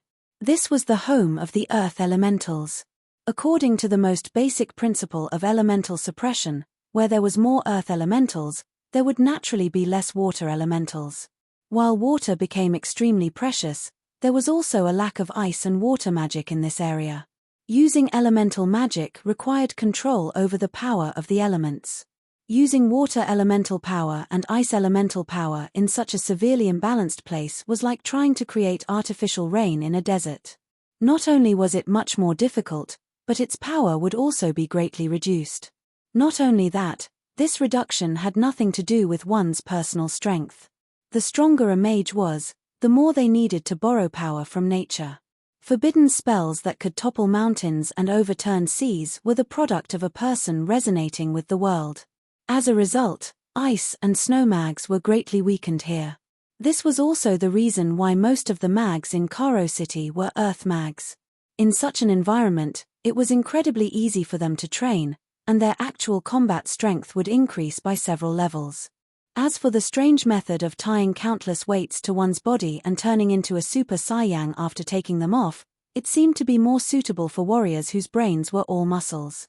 Magic was an intricate skill that required logic, and the slightest error could lead to a huge loss. Not only would living in a place with a lack of elemental energy not benefit, but it would also cause the body to be isolated from the elements it cultivated for a long period of time, causing the power of the elements to weaken.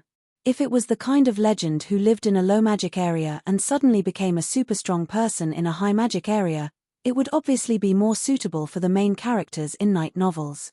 If it could be done in real life, then when the elemental tide came, wouldn't everyone become superhumans, and mage apprentices would become archmages? But sometimes, the world was just that illogical. In this land that was isolated from snow and rain, there was actually a group of frozen corpses. These were a group of sly underground lava spiders. They hid underground for a long time and were skilled in ambushes. Pedestrians and passing magical beasts would often have their legs bitten by these spiders and sink into the ground. Then, their 16 sharp stone pincers would tear apart the prey that fell into their trap. And right now, these dangerous existences were all stiffly lying on the ground. There were only tiny wounds on their bodies, but what took their lives was a fatal chill that entered their bodies through their wounds. As for me, I was rather vexed. It wasn't because of the enemies before me, but rather, oh my, it's really disgusting. Under the temporarily constructed barbecue rack was sliced underground lava spider thigh meat. After heating and peeling the skin, there were actually some snow-white slices of meat under the thick layer of soil and carapace. However, when it was really cooked, there was a disgusting lime smell. P2E, I failed again. Even though I said that, I still furrowed my brows and bit down. The 64th otherworld delicacy has been achieved. You are 36 dishes away from the title of culinary god, nothing taboo. You are 9,936 dishes away from the epic achievement, the man who stands at the top of the food chain. However, since this species had 16 legs, it did not meet the requirement of four-legged creatures that eat everything except chairs, so it could not be included in the achievement. And because the taste of this species is not even half as good as the legendary stargazy, the achievement stargazy is delicious cannot be activated. Please keep up the good work. Sigh, looks like this is going to be troublesome. I have to find some four-legged ones that taste even worse. Pooey. Am I an idiot? It's not like I want to make that damned achievement. That's right, I never had any strange hobbies. I had long since learned about the system's ridiculous achievements. Either they were indeed useful, but the process of obtaining them was incredibly ridiculous, or I mysteriously obtained them, but the effects were ridiculous. At any rate, I would feel uncomfortable if I didn't torment myself. I had also seen the requirements and effects of this series of achievements. I was rather interested in the achievement of the man who stands at the top of the food chain. The epic achievement, the man who stands at the top of the food chain. You have eaten 10,000 types of living or non-living creatures that ordinary people wouldn't eat. You have obtained the honorary title Bear Void Devourer. After equipping this title, you will have a tremendous amount of power over all animals. You have obtained the skill Bear Boss's Gaze. Any target that is targeted by this skill will be in mortal danger, and will be unable to move for a short period of time. System-friendly reminder. This skill has a special effect on Beifong. System-friendly reminder. Yes, Beifong has long since stopped treating us as humans. I finally understood what the system meant when it said that you weren't human. And this additional skill was actually quite useful. After all, a battle between powerful individuals could be decided in an instant. Just a gaze alone would paralyze and freeze the opponent's body, just like Medusa's eyes of petrification. It was a super practical and powerful talent. But from another perspective, the better the effects, the more ridiculous the requirements were. I had to eat 10,000 different species for a year, and they had to be species that ordinary people wouldn't even want to eat. This was basically a marathon hellish journey that I wouldn't even consider. And the reason why I had eaten 60 to 70 different species in just a short month was because I was hungry. All the food and bags I had brought with me had been destroyed in the endless battles. These strange earth elemental plane creatures were usually quite large in size and had a large attack range. For example, if a large mouth suddenly appeared and swallowed me whole, I would be injured if I wasn't careful. My skin was thick, so it was fine, but my clothes didn't have that ability. If it wasn't for the fact that I could replenish my energy in Karo, I probably would have made another achievement from the system, such as the number of times I could run around naked and how long I could last. But even so, if it wasn't for Irene Baylor's ice armor protecting me, I would probably still be naked most of the time. Although I managed to preserve my face, I couldn't eat my stomach. I couldn't just walk a few kilometers and then go back to replenish my energy, right? And so, I could only learn from Bear Grylls and eat whatever I saw. I also managed to obtain some achievements along the way. Fortunately, I had the title Hungry Can't Be Picky. After equipping it, my appetite doubled, and my resistance to poison and disgusting foods increased. That was why I wasn't poisoned or so disgusted that I couldn't eat anymore. Wah, it tastes like paraffin or lime powder. It's so disgusting. Even this disgusting isn't even half as good as the original Stargazy. Just how disgusting is British food? It was so disgusting that it made me want to cry. But since I needed to replenish my stamina and mana, I had no choice but to forcefully eat it. What's this? It's so disgusting. It's so stinky. Spider eggs, Finally, even though I had the title Hungry Can't Be Picky, I was unable to endure it any longer and began to vomit. Alright then, I had eaten for nothing for half a day. But after I finished vomiting, I still had to continue looking for food. After all, I didn't even know when my next battle would be. Damned system, this thing isn't even half as good as the original Stargazy. It's so disgusting. Is this even food? I can tell you quite clearly that it's far from enough. If you spend 100 fate points, I can exchange for a plate of the original Stargazy for you. It'll definitely be delicious. Don't even think about it. I won't believe it. I already clearly remember what happened last time. It was enough to be scammed once. It would be quite foolish to fall into the same trap a second time. Previously, I had thought about exchanging for food from the system. In the end, even though the fried noodles looked delicious, I instantly lost consciousness after eating them. When I woke up, I discovered that all the scammy food I ate had increased my achievement points by 1. Perhaps my soul had even gone on a one-day trip to the river Styx. I'll have to rely on myself. That thing over there looks like a lizard, so it should be edible. Big lizard, wait for me. 3 days later, a legend-ranked dragon heart appeared on Karo's market. This type of dragon subspecies that could burrow into the ground had astonishing strength.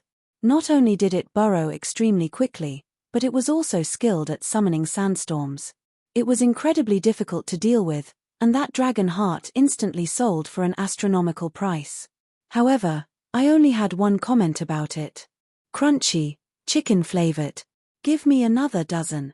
Choosing to train myself in the Earth Elemental Plane would doubtlessly be the stupidest choice I would make if I were a pure ice mage. But for me, with the system's help, improving myself was never a problem. Discovering the path that was most suitable for me was the most important. Intentionally absorbing large amounts of earth element into my body would be no different from slow suicide for other ice and water element users.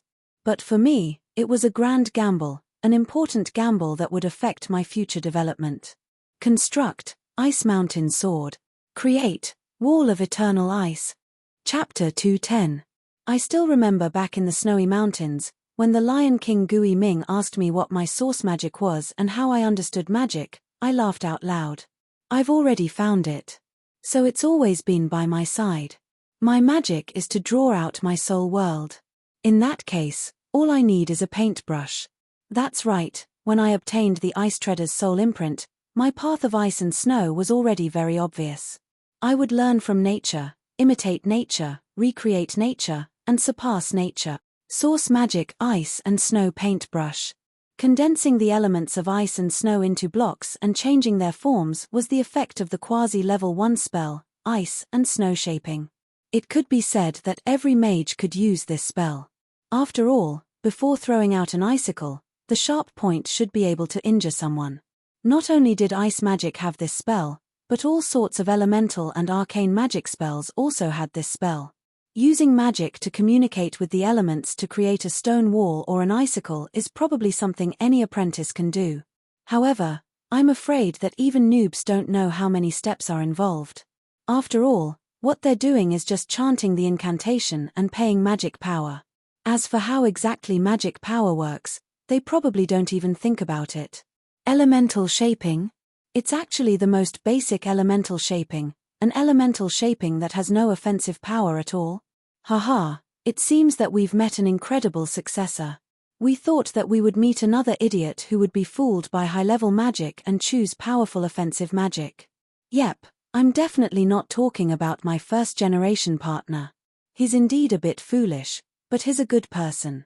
Even now, I still remembered that when I chose elemental shaping, those old monsters were laughing so happily, as if I had done something amazing. Although elemental shaping was simple, it was the foundation of all sorts of magic. It was a simple rearrangement of the elements, and by itself, it had almost no offensive power at all. However, I unhesitatingly chose it. Phew. Controlling mana, resonating with the elements in the outside world, communicating with the elements, calculating the required volume model, transferring the will and model, paying the mana as payment. The attracted elements will begin to gather and form the required order, completing the molding process. These are the basic steps for ordinary elemental molding. But if I turn this into foundational magic that's like a living creature's instinct, then I only need to tell the elements what I want. There's no need to think about anything else.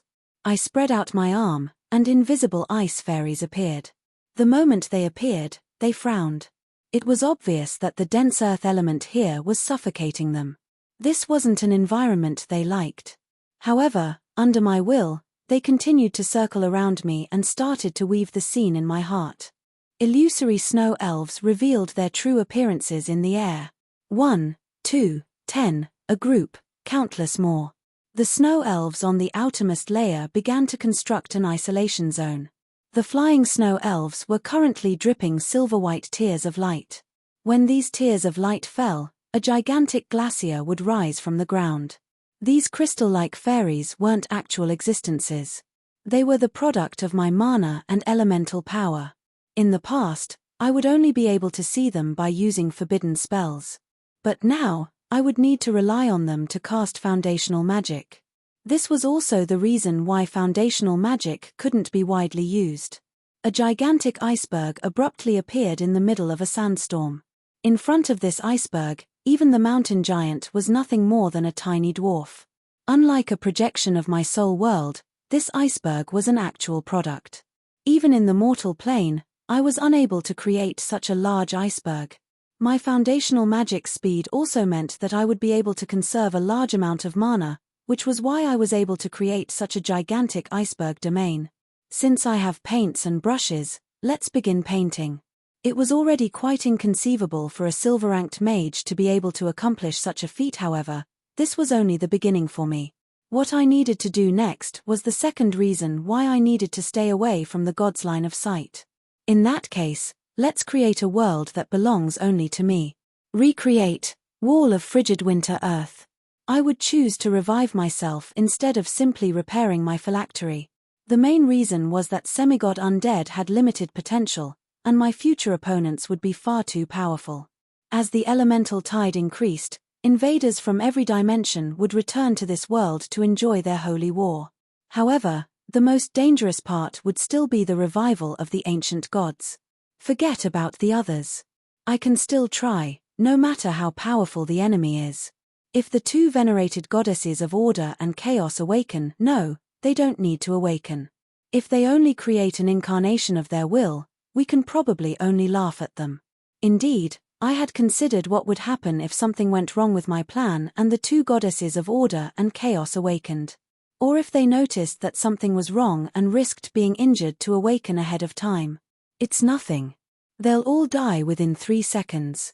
After all, even I won't be able to block a single attack from them, even if they're in a weakened state. This has nothing to do with power level. They're the children of the creator goddess, the true masters of this world. They're born with special privileges.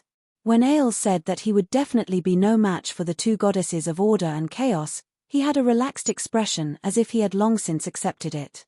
However, for me, even though it was within my expectations that the two goddesses of order and chaos would be unable to resist, I was still filled with bitterness when I truly confirmed that the two goddesses of order and chaos were so powerful that they were impossible to resist. After all, if a plan had a fatal flaw from the very start, it would make one despair no matter what. And in that future, after the two goddesses of order and chaos awakened, they were indeed unstoppable, which led to a calamity. Aishi created this world, and her power was inherited by the goddesses of order and chaos. That meant that any concept or object born in this world would either belong to chaos or order. There were no exceptions. This also meant that if the people of this world used the power of this world, it would be the same as using flames to attack the fire element. It would be meaningless. In that case, were they truly undefeatable? Perhaps this was indeed the case for others. But for me, the answer was no. I wasn't a soul from this world, nor would I enter the cycle of reincarnation. This was just like how there was a rule that prevented the people of this world from attacking the goddesses of order. However, my soul didn't even originate from this world. The light of law that I had created was fated to become their mortal enemy. But just this alone wouldn't be enough. The power of law was inclined towards protection. It was the chaos within order, and there would be no chance of victory if it was only defense. If law was to be used as a sturdy shield, then I would need a sharp sword that could threaten even the overgods. Doubtlessly, how to find an existence in this world that was superior to the goddesses of order was an unsolvable problem. But what I was most skilled at was finding a way out where there was no way out. Right now, even though there was clearly no correct answer for me to choose from, I had to forcefully come up with an answer. If I used any unorthodox methods, there would be an answer. Since it's impossible to find this world, then let's create a new one. That's right, even I felt that it was inconceivable. But I was indeed intending to challenge the power of the creator of order and order. You're insane. You just realized. Alright then, just coming up with this idea already made Ale feel that I was insane. But, since the enemy was the chaos god who created the world, normal methods would be ineffective from the very start. Normal people wouldn't even think of challenging them. If I went insane from the very start, perhaps I would even have a slight chance of winning. How to create a world? I didn't know either. Fine then, that would be far too difficult. But I could imitate the true creator of this world, Aishi. Since her power split into two to create order and chaos, then could it be said that Aishi herself was the combination of order and chaos? In that case, could it be said that the creator who created the world had to have both the identity and power of order and chaos? Her soul had to not belong to this world that had already been created, so that she wouldn't be bound by it. When I came to this conclusion, my first reaction was, "System, tell me the truth. Are you trying to scam me again? Why did you provide me with a physical body that was a mixture of two different powers? No, I should say, why did you tempt me to choose this physical body?" I carefully recalled the scene at the time. That physical body was on a completely different level compared to the other physical bodies that Aishi had provided me with. Not only that, the fate points were perfect, so it was only natural that I would choose this physical body. And when I met Ale again, he even exclaimed in admiration, "I really don't know how you managed to create such a body from such a small amount of origin blood. It's so mystical. You're basically the creator's power." And, when I questioned him, I only received a vague answer. Alright then, I won't comment on why he clearly refused to answer, but still typed out a series of exclamation marks. It was obvious that he was trying to deceive himself. But, from a certain standpoint, this tacit admission made me smell the scent of a scheme, and I felt quite sick of it. But, before I could threaten him with not doing anything, my system spoke up first. We're on the same side. Our goals are the same. If you die, I die. If you live, I live. In the end, my system became serious for once. It used its own standpoint as an answer. Even if it didn't answer what I asked, its meaning was quite obvious. I won't tell you the specifics, but we're on the same side. That's why I didn't trick you this time. In fact, this choice was correct. Your guess was correct as well. I was naturally dissatisfied with such a vague answer. But, my system had been with me for more than 300 years, and I still couldn't find a way to beat it up. In the end, I could only helplessly accept it. Alright, now that I solved the problem of my identity as the creator goddess, all that was left was how to create and what I intended to create. What I wanted to create was decided from the very start. Naturally, it would start from the deepest part of my soul. That frozen Northlands was my home in my heart. Transforming it into something I wanted to create was the only possible choice. As for how to do it, it was even simpler. I simply had to imitate Aishi. Aishi's world was constructed using the 4 elements. However, these elements came from the 4 elemental planes. The 4 elemental planes had a much longer history than the goddesses of order and chaos. Directly using elemental power would naturally be within the control of chaos. However, using the power of the 4 elements to construct a new world would naturally be beyond the goddesses of order and chaos jurisdiction. I didn't need to create a true world. I only needed to engrave my soul world of the infallible Defender and depict the northern ice plains that were engraved in the depths of my soul. It would be enough for me to create a small foreign land. Perhaps this foreign land could give birth to an existence that could threaten the 2 goddesses. Perhaps as long as we could pull the 2 goddesses into this foreign land, we would have a chance at victory. Perhaps this foreign land would be able to cancel out the enemy's divine concepts and isolate them from the endless power of the world. There were too many possibilities that were impossible to predict, but at the very least, we would finally have a chance at victory. When I realized this, I began to make my preparations. I started calculating the steps needed to reach my goal. Through my hard work during this period of time, I had already obtained quite a few bargaining chips. Lack of magical theory. Marguerite and Amelia had both provided me with large amounts of information. The elemental information that I had obtained, stolen, from Karo City was also quite valuable. But the person who gave me the greatest inspiration was Eliza. She used the conflicting elements of ice and fire to create her own soul imprint, which gave me a great revelation.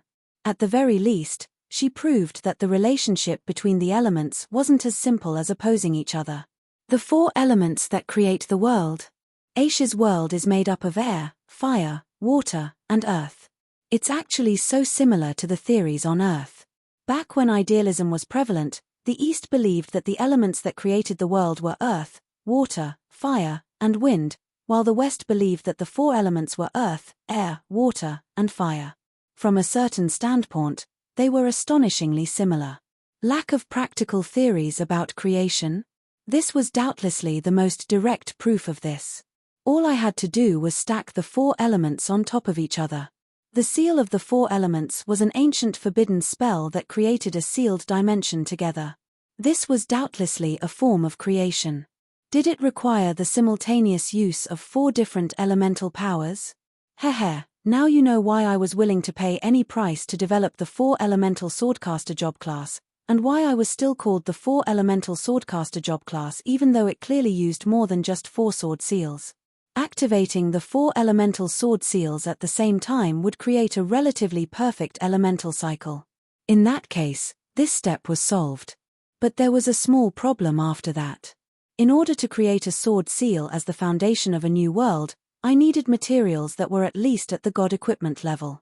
Right now, only Stonevilla's ocean bottle met these requirements. If I only had one, it wouldn't even be enough for the preliminary experiments. Fortunately, after I killed Amdaroken that day, he left me the grey earth elemental heart, which was also a god equipment level elemental material. Currently, these 2 god equipment were covered in runes. They had already undergone internal modifications. Of course, in terms of grade, the earth elemental heart was far inferior to Stonevilla's ocean bottle. But it was still fine for experiments. Once I succeeded, I would naturally find a replacement. What was the replacement? How about the native earth elemental heart that imprisoned Amdaroken's divine soul? This earth elemental heart was of the same quality and was even stronger. The divine soul contained within it was suitable for one of the 4 pillar gods to nurture a new world. Yep, from the very start, I didn't have good intentions. Problems were raised one after another, Difficulties were tackled one after another, and bits and pieces of chips were collected. Finally, it was time to take this crucial step. I was still using the power of the elements to depict the tundra of the Northern Territory in my mind. But at this stage, how could I be satisfied with just a soul world that was similar to magic? What I wanted was to use my own pen to draw out a real world. This was the path that I had chosen. Hehe, come, original sin demon god, war angel. A blinding golden light intertwined with the red lava. After my entire body was stinging, they naturally fused together. The light that they emitted was a calm white, just like the sun. When too many colors fused together, the result would either be a chaotic pitch black, or a harmonious pure white. Without a doubt, this white light represented a miracle. My order and chaos bloodlines, which were of the same origin, were actually beginning to fuse together. If it wasn't for the fact that I had reached this step, I probably would never have known that the two seemingly conflicting transformation talents of my arbiter bloodline were actually meant to be fused together from the very start. My emotions mysteriously calmed down as everything around me melded into my senses. My lava skin transformed into dark red runic armor, and my body naturally floated in midair. Beneath the skeleton of a demon's wings were wings of light that only the highest level angels could possibly possess. My arms were filled with endless power. For a fanatic worshipper, this appearance that symbolized the coexistence of order and chaos was the greatest sin of all. If it wasn't for the fact that the earth elemental plane blocked off the senses of the gods, trouble would have immediately arrived. And I knew that I didn't have much time. In just a few seconds, more than half of my mana had been lost. In this form, my mana was comparable to that of a legend rank mage, but I still wouldn't be able to last more than a few seconds. Whether I live or die will all depend on this step. Even though I already had a theory, there were far too many gaps in it, not to mention the difference between theory and practice. But right now, I didn't have the capital to experiment over and over again. The arrow was already narked on the bowstring, so it had to be fired. Create, wall of eternal ice. Within the ice mountain, Stonevilla's ocean bottle began to flash with a snow-white light. Meanwhile, the earth elemental heart also began to float in midair. Its earthen yellow light was already stirring up a sandstorm. If it wasn't for the fact that I had already set up a barrier of ice and snow, it was likely that I would be able to see it from thousands of kilometers away. The earth elemental heart was struggling as if it knew that its end was near. But right now, it had nowhere to run. A world with only ice and snow can't be called a true world. In that case, let this world of ice and snow have true frozen earth. While something was happening in the earth elemental plane, an earthquake, or perhaps it should be called a dimensional earthquake, occurred in the divine domain where the gods were gathered. Indeed, apart from an extremely small number of existences, the gods were unable to see through the unknown dimensional walls. However, there were some things that didn't require eyes to see. Lord Ale, I've brought a message from the gods. An earthquake suddenly occurred in the Church of Fate. It seems that something important has happened, but they asked the God of Fate. The God of Fate shook his head and didn't say anything. Rumors are spreading everywhere, and the situation is quite chaotic. That's why the gods have invited you to discuss this matter. The winged messenger, Eros, was once a famous hero in the mortal world. He was famous for being able to travel thousands of kilometers in a single night. But in the death god's church, he was nothing more than a despicable angel who didn't even dare to breathe loudly. That's why they're here to ask me. I don't usually pick them up. Eros' tone was light, but it was filled with dissatisfaction. Even a god envoy would be filled with fear when facing the most ancient death god. If Ale used him to vent his dissatisfaction towards the gods, then as a Valkyrie, Eros wouldn't be able to escape. Wait a moment, let me go together with you. There's something I want to discuss with you. Eros was overjoyed at the unexpected turn of events, but Ale continued speaking. You go first. I'll come over as soon as I make some preparations. What else could Eros say? He hurriedly left as if he had just been pardoned. This death god's church was giving him far too much pressure. But right after Eros left, the cold-faced Ale suddenly laughed out loud. The sand table behind him began to automatically rearrange itself. The next instant, Roland and the situation around him were displayed in front of the death god. Roland, you're truly daring. You actually found the right path. Perhaps everything will change because of this. If an outsider were here, they would never have thought that Aya, who had a cold expression for thousands of years, would actually smile with satisfaction. At the next moment, the Grim Reaper also started to move. However, before he left, the arm under the black robe gently patted the sand table. Asterisk boom. Asterisk all the sand instantly transformed into flying sand. And in the next second, all of Karo's connections to the mortal plane were severed. No, it should be said that all of Karo's connections to the earth elemental plane were severed. But right after that, Ale hesitated, and then he continuously patted the sand table 3 times. Asterisk clap clap clap. Asterisk this time, the wind elemental plane, water elemental plane, and fire elemental plane's connections to the mortal plane were all severed. Only now did Ale leave in satisfaction. What excuse should I use? A sudden dimensional quake shattered the dimensional barrier, causing a temporary loss of connections between all the planes. This was especially true for the elemental planes. It'll probably take at least 3 to 5 months before we can reconnect. Yep, this isn't bad. Chapter 211. While Roland was still thinking hard about his path, an inconceivable scene was occurring in the distant plains. It was as if this place had transformed into the chaos abyss. Large numbers of demons were forming groups and beginning their own hunting activities. Wherever their armies went, dangerous earth spiders would be dug out of the ground, and sand dragons would be instantly drowned out like ants swallowing elephants. The opponents that gave Roland headaches were completely useless in front of this endless demon army. However, these creatures of chaos that were brown in color were somewhat different from the pure demons in the chaos abyss. Compared to their evil cousins in the chaos abyss, their skin was brownish yellow, and they didn't use the fire or acid magic that demons commonly used. Instead, they used the incredibly rare earth magic. Not only that, they all had excellent physical attack abilities. It was as if they were the native residents of this place, just like those earth elemental plane creatures with thick skin and thick flesh. One tribe after another was destroyed. Faced with the endless demon army, even the powerful sand dragon was only able to fly a few more kilometers before powerlessly collapsing to the ground. And when that sand dragon lay on the ground on its last breath, waiting for these twisted creatures to give it the final blow, what arrived was a sand boat. 4 golden land dragons were pulling the sand boat. However, their twisted horns and the smell of sulfur from their breath doubtlessly indicated that they were products of demonization. The sand dragon, Sardilawin, was now blind in one eye. The remaining dragon eye viciously glared in that direction. In its mind, the one that would give it the final blow would probably be the main culprit behind all of this. It was highly likely that it would be a powerful demon from the Chaos Abyss. Wow, such a large dragon. But the reality was that the dragons had miscalculated. A young blonde female knight walked out of the sand boat. Judging from her appearance, she was actually a human, and an incredibly young female knight at that.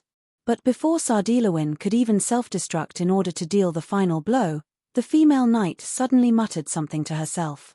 All right, I got it. I'll just demonize. Relax. I'll control chaos, not be controlled by chaos. Asterisk roar. Asterisk the furious dragon's breath created a shockwave that seemed capable of destroying everything. However, that meant that nothing had happened. Meanwhile, that female knight was already riding on Sardilawin's head. Just as Sardalawan was about to attack the other party, that dim yellow light of primal chaos enveloped him. Under the intense pain, his body began to recover, but Sardalawan let out a pitiful cry of shock, because demonic scales began to grow on his skin, poisonous spikes appeared on his back, sharp claws and fangs began to grow thicker, and a pair of wings appeared on his back. Sardalawan was actually beginning to demonize.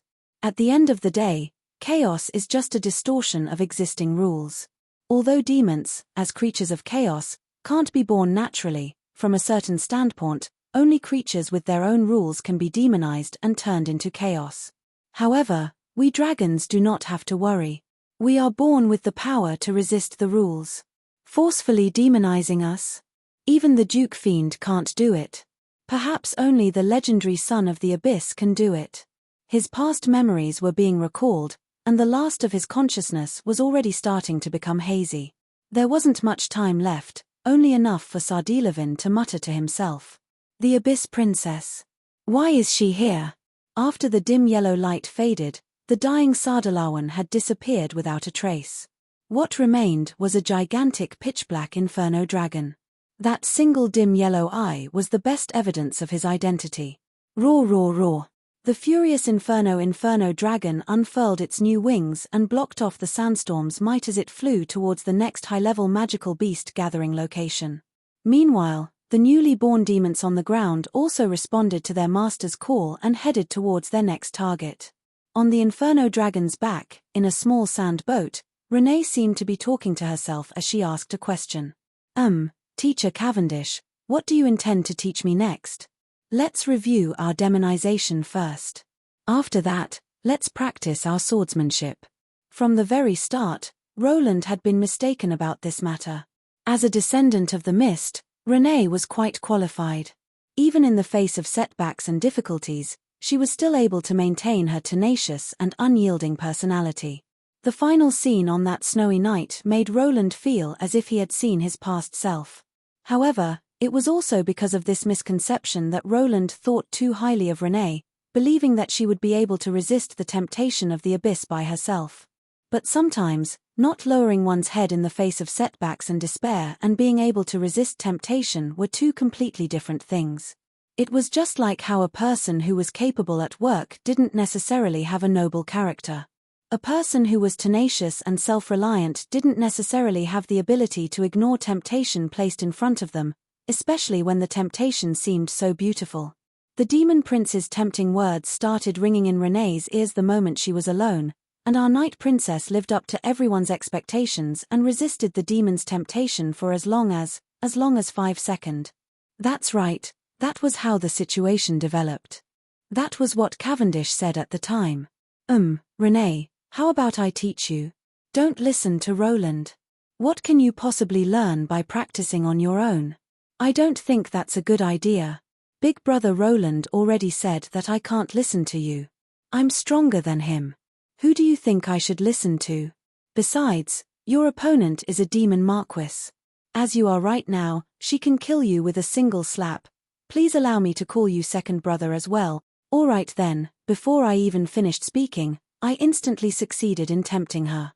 Since it was far too easy, even the demon prince was shocked by how shameless Rain was. He paused in surprise for quite a while when he heard Rain's reply. Only then did he confirm that she wasn't joking and was actually telling the truth. Hehe, I know that my talent is lacking, but I still know my own limits. Before I met Big Brother Roland, it wasn't that I wasn't working hard, but I wasn't even close to reaching the silver rank. Big Brother Roland has obviously overestimated me. Besides, I'm Renee, not Roland. I've always believed that there's nothing wrong with having power, and that there's no need to worry so much if you want to increase your power. Grasping power first is the best way. Renee's tone was quite sincere. To be honest, that was indeed what she believed.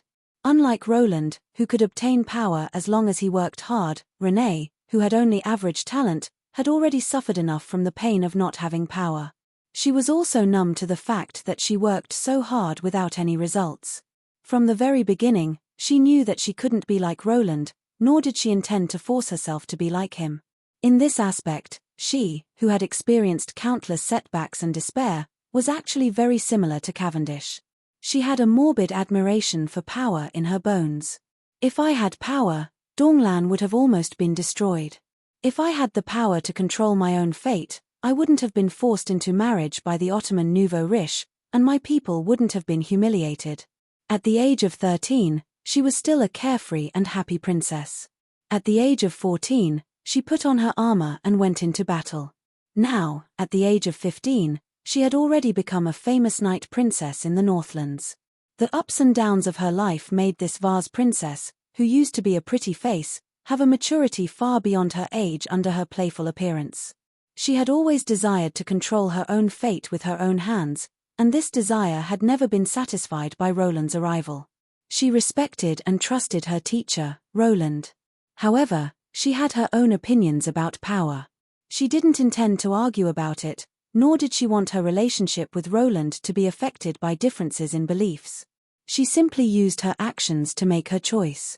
Perhaps you've been waiting for this day ever since you rejected Roland's blood. However, it seems that you have an amazing accomplice to be able to trick Roland. In the distance, their accomplice Amelia, who was currently cooking a gigantic magical pot, sneezed. Someone's talking about me. Or is it cursing me again? Could it be that bastard? Beside her was a devastated battlefield. The Earth elemental plane, which originally shouldn't have any greenery, now had a grassland and forest. However, these greyish-yellow plants were already filled with the corpses of magical beasts who were originally in their true forms. With Amelia's assistance, the bloodline seal had never been effective from the very start. Otherwise, Cavendish wouldn't have been able to easily contact Renee, who was in another plane. In fact, he was even able to suppress Glyna in so many battles due to the power of his bloodline. Perhaps I need to apologize to Brother Roland, but I naturally have to make my own decisions about my own life. I've had enough of hiding behind someone else's back and trembling. Roland's sacred sword was still glowing with a silver holy light. However, the Night Princess's eyes had already turned a dim yellow. The shadow of a demon appeared behind her, but she grabbed it in her hands. This girl's willpower was comparable to steel. Roland had never hidden his hopes and worries for the future. Although Renee seemed like a carefree person, she had a sharp heart. She hated her own powerlessness, and right now, even though she clearly knew that making a deal with a demon was no different from asking a tiger for its skin, she wouldn't regret today's decision rather than continue being a flower vase. Even if she might fall into depravity in the future, she wouldn't regret today's choice. Instead of regretting after the fact that you didn't take advantage of the opportunity, it's better to regret after doing it. Isn't that what you said in the past?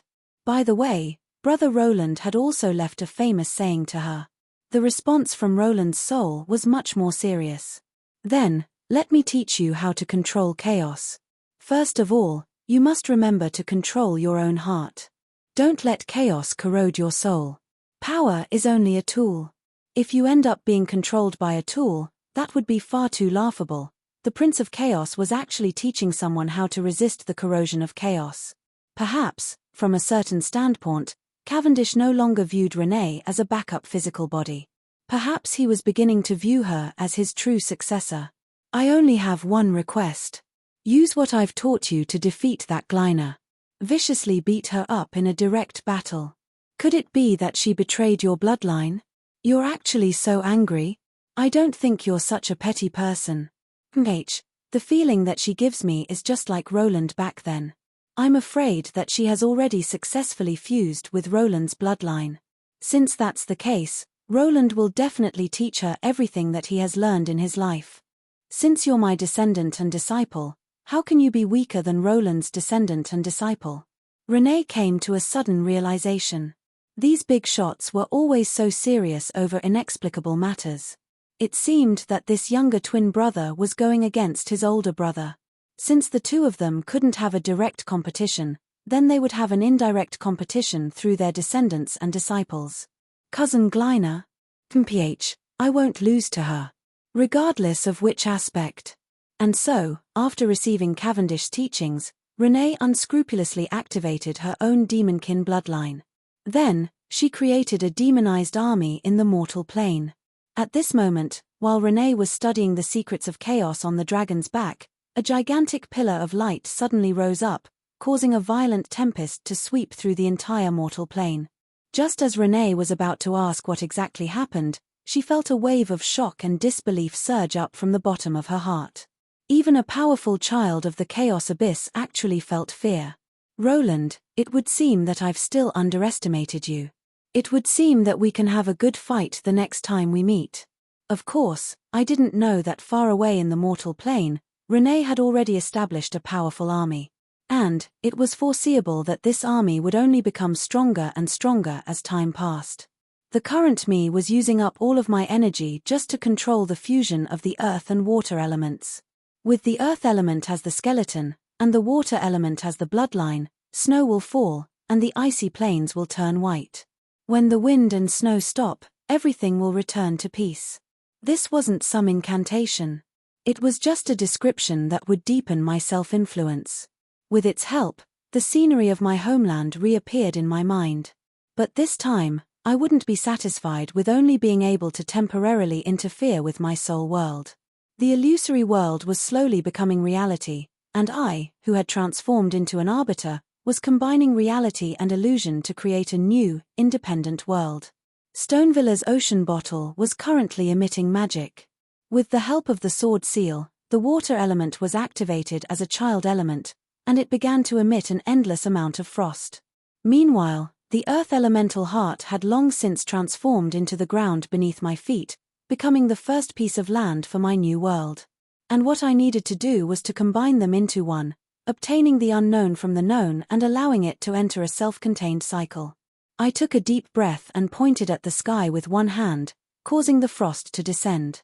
I pointed at the ground with another hand, causing the ground to rise. Next, I took a deep breath and clasped my hands together. Asterisk clack. Asterisk there was the sound of gears colliding.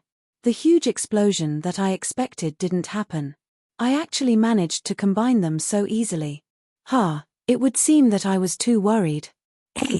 Obviously, I was happy too early. The next moment, the two elements that I had just combined actually began to tremble and were about to explode. Damn it! If it explodes. The next moment, I thought of a gigantic canyon. But at this moment, I was unable to endure the reverse flow of elemental power. The elemental power was about to go berserk. Everything in theory should be correct. Why did such a situation occur? My power level. Perhaps others were right. The closer one was to death, the more brilliant one's mind would be.